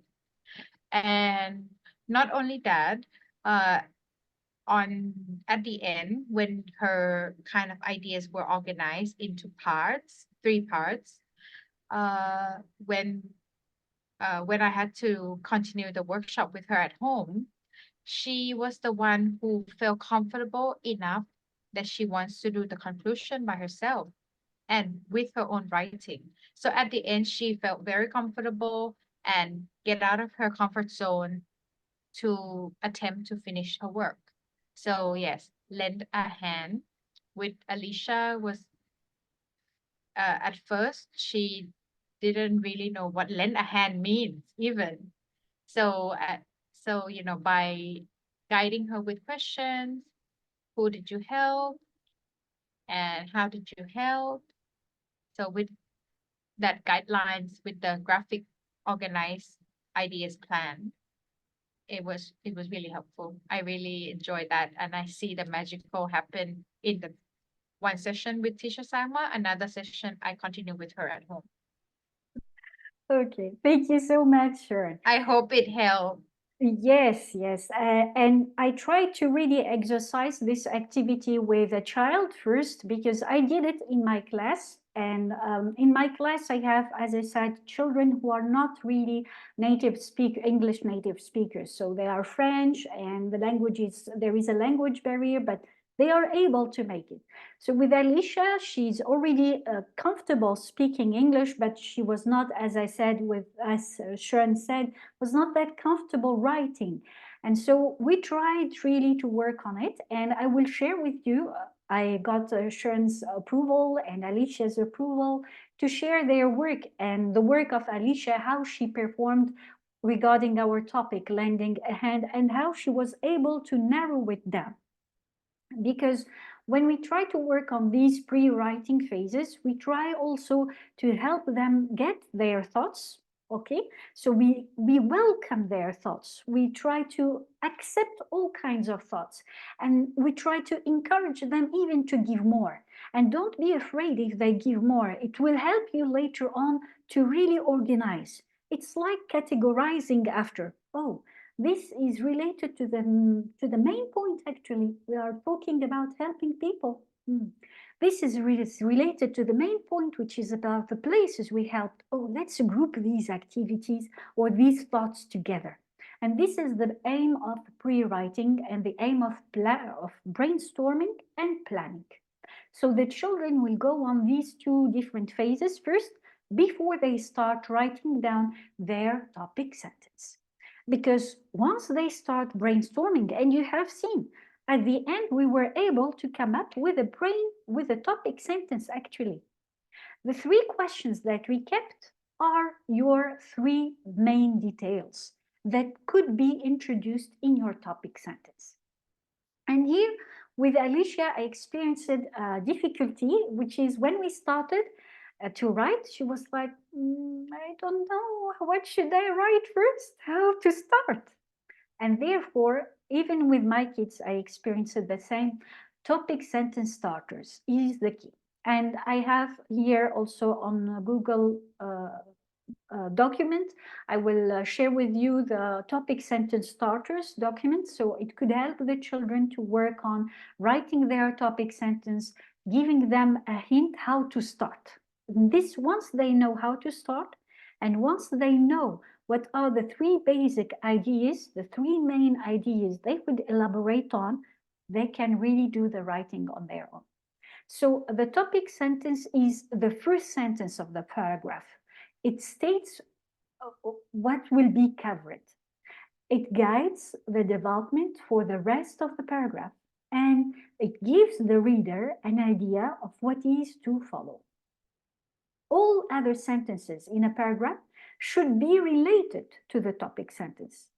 So a series of paragraphs can be shortened to a topic sentence only in a theory. The gist of the message should still remain the same. That means in my topic sentence, I already tell the reader what I'm going to talk about. In our pre-organization, when we talked about helping a friend, and then we tried to talk about helping parents cooking, we already downloaded, we already elaborated on three main topics, on three sub-related topics, sorry. What did I cook? Which meal was it? And when was it? These are the three supporting details of my topic sentence. Okay, now what we will work on is how to start my topic sentence. How could I start it? And as I shared with you, you can choose your words so you can show the reader clearly what he expects from your writing. So when I started with Alicia and she narrowed down her topic, she already identified the three main points she will be talking about. It was hard for her how to start the paragraph, how to start my narrative writing. How could I start? And here I tried to help her, giving her and sharing with her the topic sentence starter. This is the file, the paper I shared with Alicia. So to guide her how to start her paragraph. So it can be effective to begin the topic sentence of a paragraph with a strong active verb, like cat burrs for 2 reasons, or 3 things perplexed me. Okay, this is a way to start. And here I already give the reader that I'm going to talk about 3 things. And these things, they perplexed me. Or I could start with a question. Why do I enjoy marathon running? By the way, it's true. And then I could start, how can a fly manage to walk upside down on a ceiling? If I'm going to talk about fly, I could start with this. It's a funny way to start it. I could start with a fun question like this, or I could start with an exclamation. It was the worst day of my life. Nothing like this had ever happened to the children before. Or it could be, it was the most wonderful day in my life when I entered the kitchen to cook with my parents. See, I already find a topic starter for our topic based on that. Or it could be an adverbial. Actually, I enjoy a thunderstorm for 2 reasons. Okay? Or I could say, wisely she followed the 3 pieces of advice given to her by the elf queen. I could apply it to our topic and I could say, actually, one of the things I enjoy doing with my parents is cooking. See, I already started and I'm already able to start my topic sentence because I'm using these tools for topic sentence starter. Or I could start with prepositional. And remember, we dealt with sentence analysis, logical sentence analysis for a reason. So I use this sentence analysis box and I use these questions to guide my child into writing. So a prepositional, it could be among of all the countries of the world I really want to visit to. Or if I want to apply this to our topic sentence, I could say, among all the things I enjoy doing with my parents is cooking. Okay? Or cooking is one of the things I enjoy doing with my parents. And I could start. So it's useful to have this kind of tool with you in your writing folder. It helps the child to build and it helps the child to start getting confidence on how to start writing. So once and I experienced that with my children, sometimes they would come and they would say, yes, we narrow it down, we already have a plan, we don't know how to start. And therefore, I made the topic sentence starters. It's to guide them into writing down their topic sentence and giving them the flame. And so they start really writing. And it was really amazing when children got really these tools and they mastered how to do it. They started building their own style. Now they started recognizing, oh, it's always Omar who starts writing with a question. I guess this is Omar's writing. They recognized each other's style.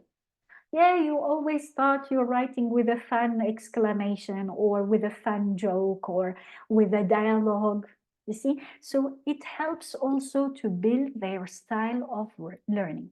And this is the main point, how to help them get into building their style of learning, their style of writing, sorry. So if I use the topic sentence starters, here I keep this document in front of you, and I need volunteers now to work with me on building a topic sentence starter for our theme that we already drafted. So what could be our topic sentence starter? Any volunteer? Let's go back to our draft so you could see it here. Up. So we will be working together on carrying on writing a topic sentence starter. So here I have, and now I'm going to build, based on that, a topic sentence starter.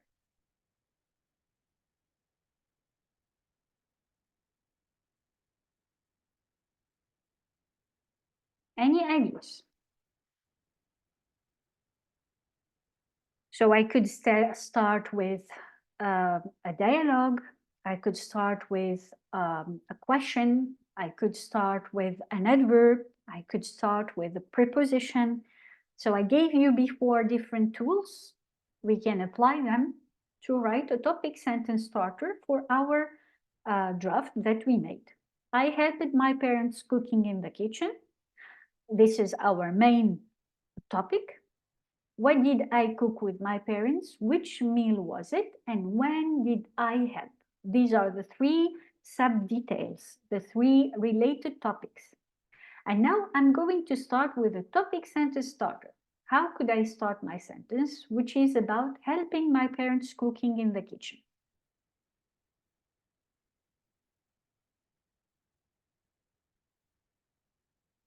I could say, among of all the things I enjoy doing, I like helping my parents cooking in the kitchen. I could start it this way, right? Among all of the things I enjoy doing, I like cooking with, where am I? Cooking with my parents in the kitchen. Any other idea?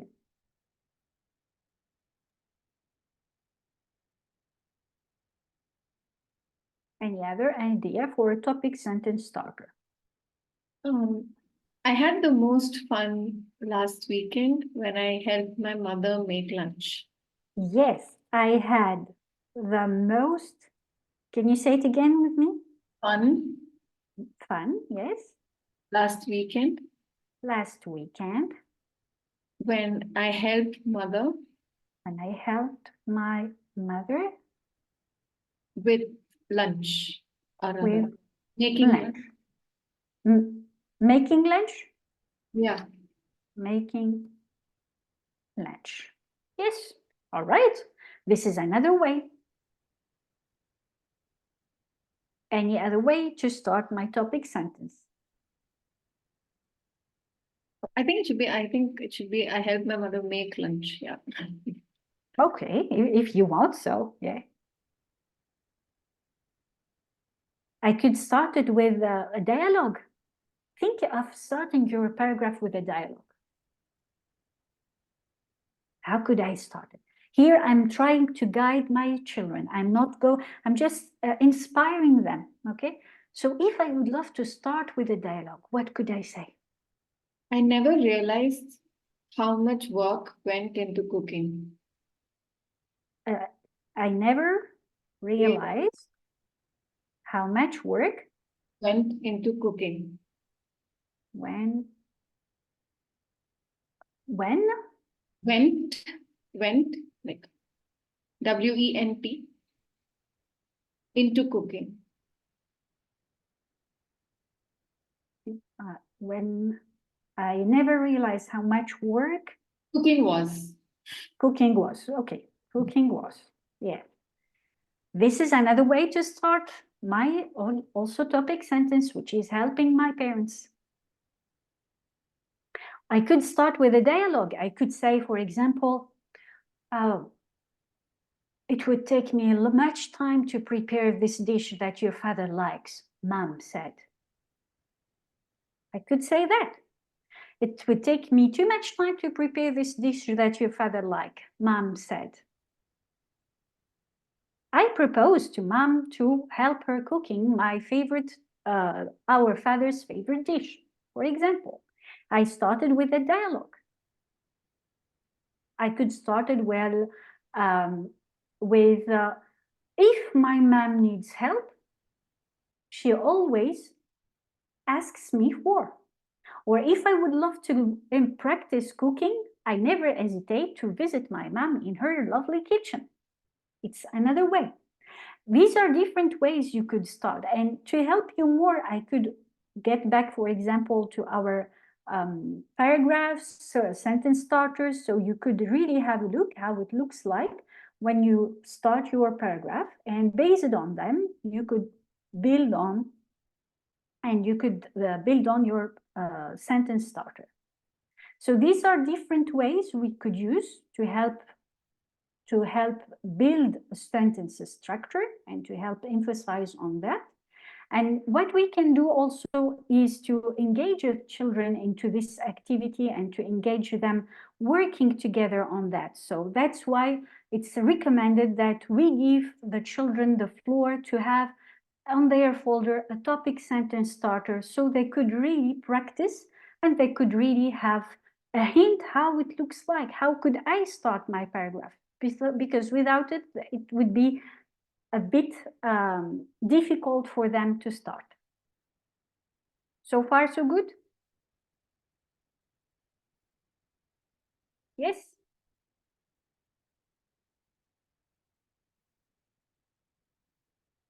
All right. So I'm going to go back to our presentation, because once we try to build, as we said before, our topic sentence starter, we are going to move on building later on the basic layout for that.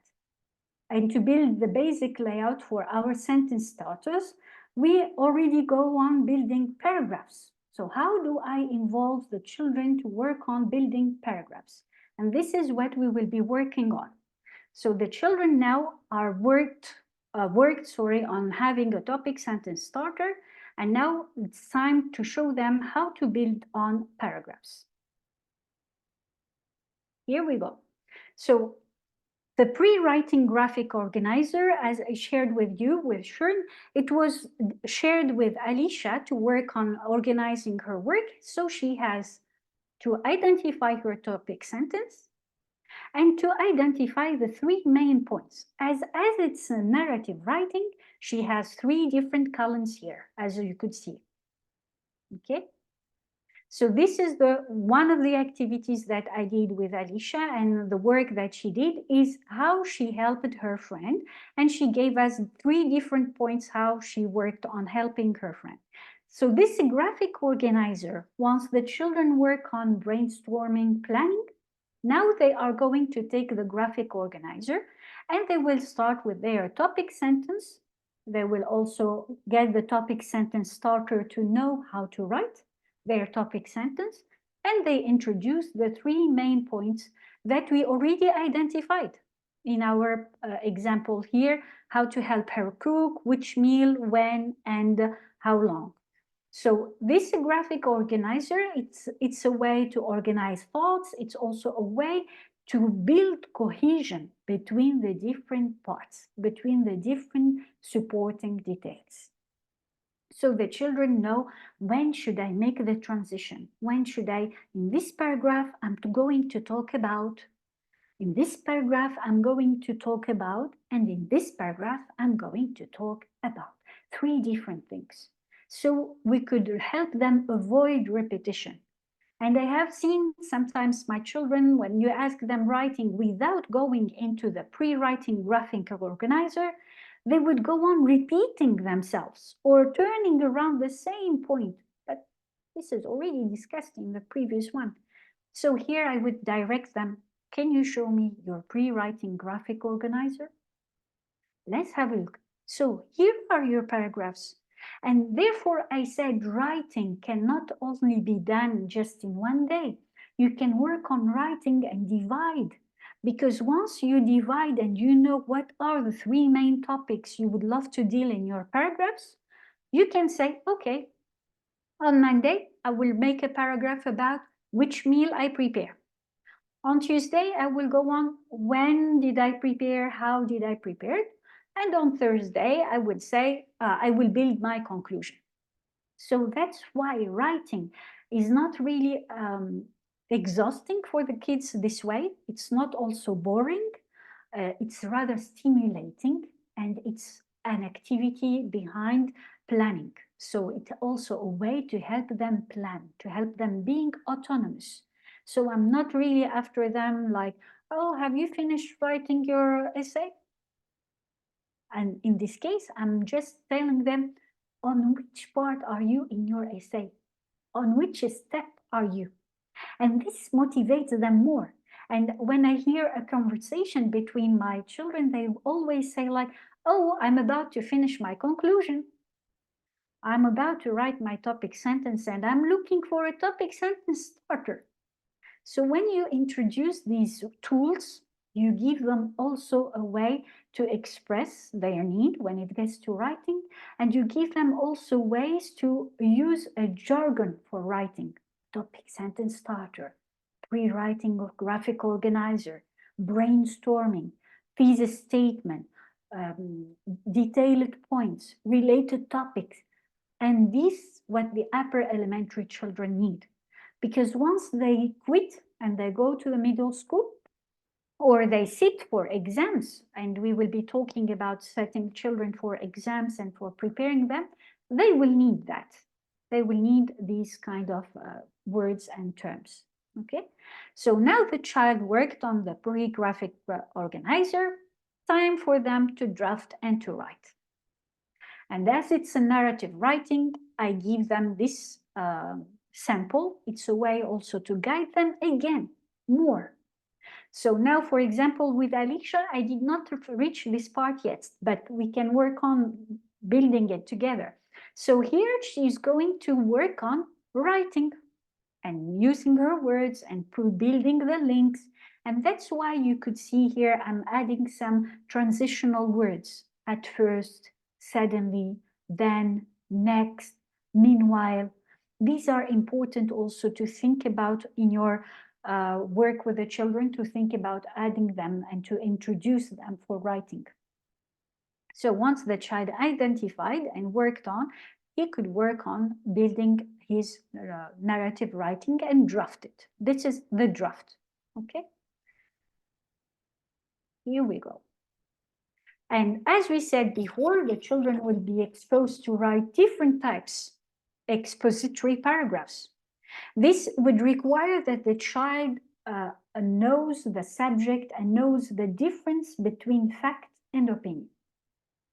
They could work on writing descriptive paragraphs, which require observation, developed vocabulary, knowledge of literary techniques like simile, analogy, and the ability to create a full sensorial impression in the reader's mind. It's like when we have the greatest stories. The greatest stories are built on descriptive paragraphs, because for this, to give the child a vivid image so they could connect and they could have the image in their mind. That's why the great stories are built on descriptive paragraphs. Narrative paragraphs, it tells a story or report an event and therefore require chronology. Like what we were doing, it was a narrative paragraph. Helping my mom cooking, so there is a chronology into that. When did I help? Where did I help? What did I start doing first? The second, third, okay? It's like writing a recipe. And we could work on persuasive paragraph, which necessitates that the reader knows the reasons why a particular thing is necessary. So it requires that the writer anticipates the objections of the reader and devise counter arguments for them. Okay, so these are different ways to organize and to think about paragraphs. And so the child would be working on developing and understanding. So he would come saying, I'm going to write a narrative paragraph. And to write a narrative paragraph or any other paragraphs, you need to have basic components. And these are the basic components you could have. It's like a sandwich. And I hope I won't make you feel hungry now. So it's like a sandwich. You have the top layer, you have the salad, you have the hamburger, you have the steak in the middle, and the lower part. So in what is, after all, a paragraph? It's a group of sentences about one main idea. So here, the analogy behind the hamburger is that the top side, bread, is like your topic sentence. Then what's inside the hamburger is the most delicious part. The meat, the lettuce, the tomatoes. So these are describing sentences. The special sauce is your vocabulary, what makes your sandwich tasty. And the lower slice part is your concluding sentence. So this is how you help your students, so you always remind them. And I find it really useful when I say, oh, my sandwich is not complete. I don't have the lower slice yet. That means the child would understand, oh, I'm missing the concluding sentence. Or I would say, I will need more sauce into my sandwich. He would understand, oh, I will need to enrich it with more vocabulary. So I make it in a fun way so the child wouldn't feel like, oh, go and feel complete with the topic sentence, or no, it will appeal to the upper elementary challenge, and it would appeal much more to them to say it this way rather than to say you need to complete with a concluding sentence.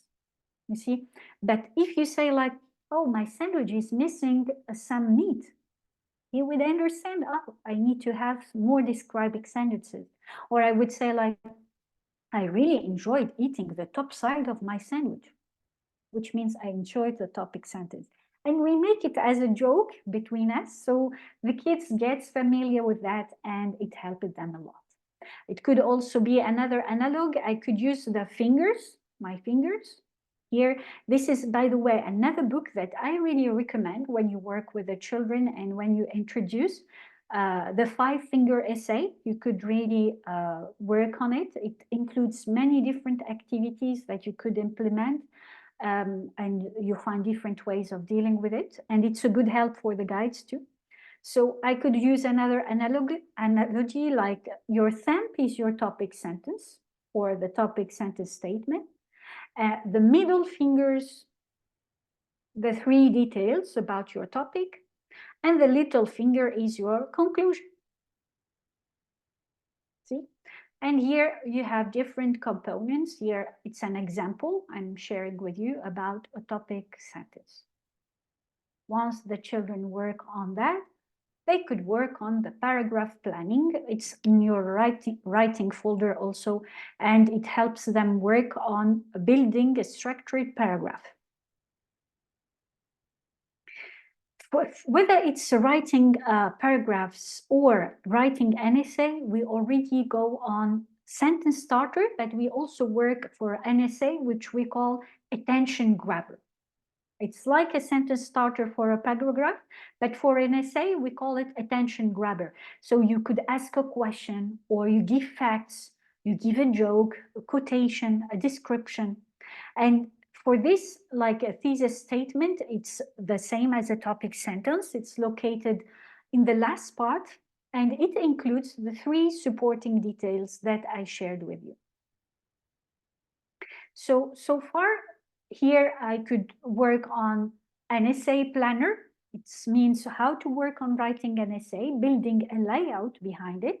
So it's the same process, brainstorming, rewriting, organizing. Then you will have the layout, which is the attention grabber, the thesis, and the 3 supporting details. To help the children, after all, making and writing their essay, the evaluation does not have to come only from the guide. They could also evaluate their own writing. And therefore, we have, and I worked on making an essay checklist.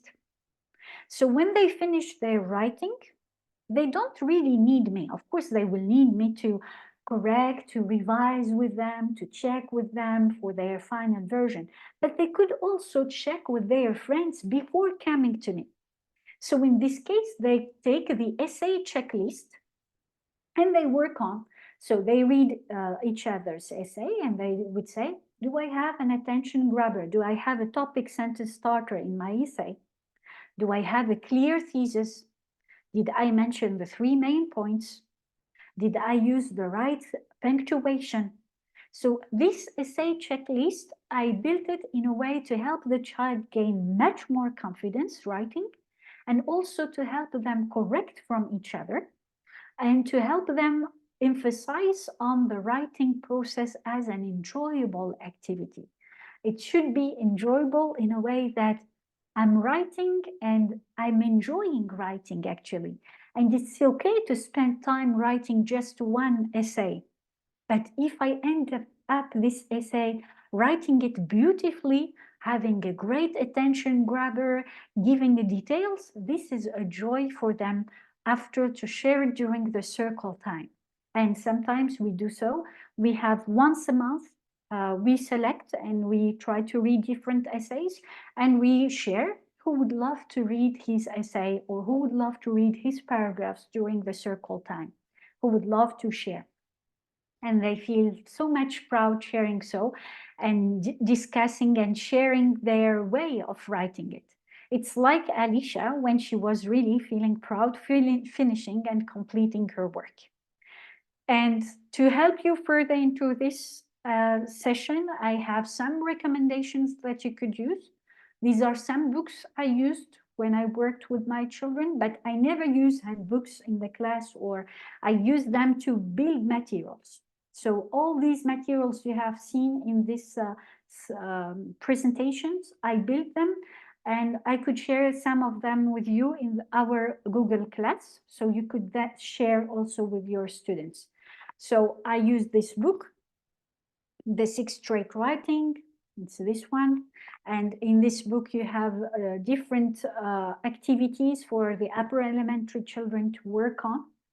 I provide models of writing. Like, for example, we were starting our topic about helping my parents cooking. I could finish it and I could give a model how it works on. The advanced Montessori method, the picture dictionary, the Cambridge, and the writing folder is also shared. I would love to share with you, before that we close up the session, the work that is done by Alicia, her final version, and a sample that I could share here. I hope. Here is, for example, Alicia's work on the brainstorming, the way we started brainstorming.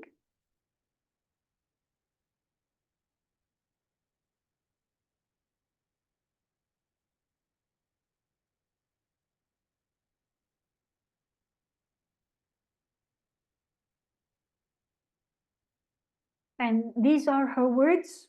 I didn't correct, I use only her words. And this is her pre-writing graphic organizer.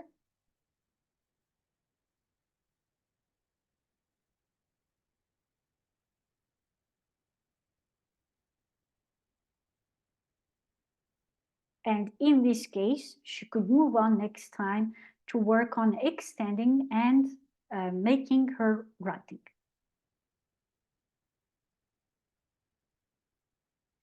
To help also, I have already prepared a model on the final draft for this topic, so I could share with you the draft I made, which is related to our main topic. Here.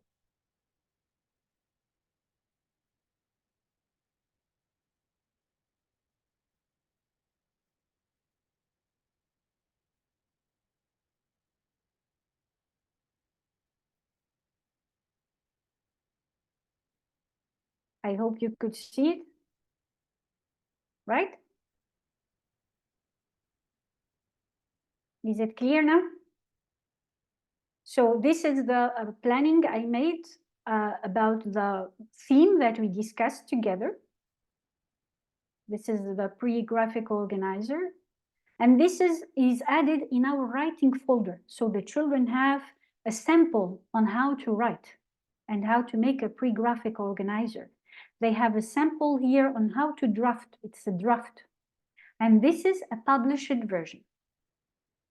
This, I keep it in our writing folder so the children can refer to every time they would work on writing essays, and it inspires them to follow the different steps that I shared with you. I hope this session was a great help for you and for everyone, and I would love to get from you and to get your feedback, your question, if possible. Any questions so far?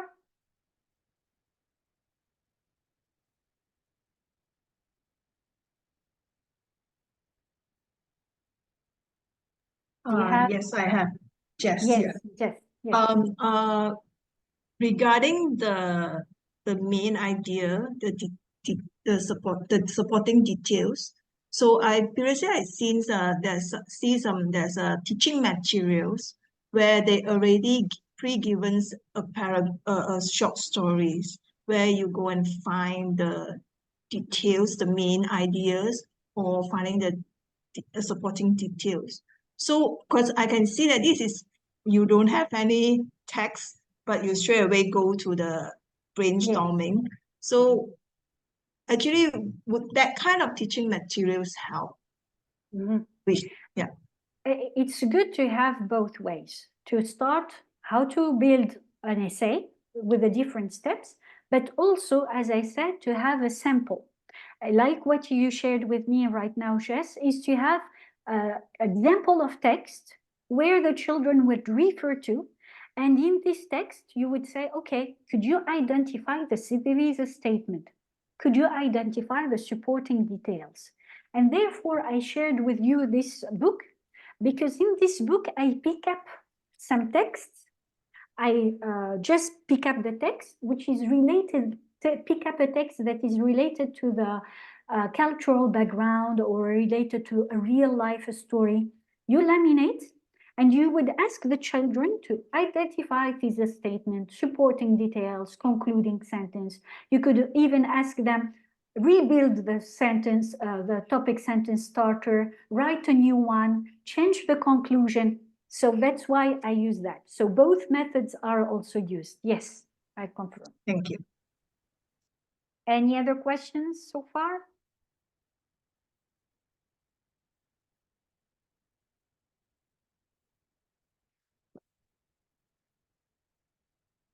Well, I hope that this session was a great help for all of you. Never hesitate to share your comments, please, and to share your feedback, and hope you like it. And I hope I was a good help. I hope so in my method, and I'm sharing with you. I know that you are also resourceful, and all these methods I'm sharing with you, it's because I tested them with my kids and it worked very well and it helped me a lot. So it's a great help for me to with a great pleasure that I share with you. So I hope you like this session, and I thank you all for being part of this session as well. And I would love to hear from you, your feedback. Never hesitate to share your feedback with us. It would help me improve as well. And as I said, I have already some documents I could share on the Google Doc that Nusaiba will be creating. So you could consult and have a look at it, and you could download and use them in your class. So thank you for attending this session with me. And I hope to you. see you in other sessions related to tests and Cambridge preparation. All the Bye-bye. best. Thank you. Thank you. Thank you. Everybody. Good night. Bye. Thank you so Thank much, Saima. Thank you. Thank you so much.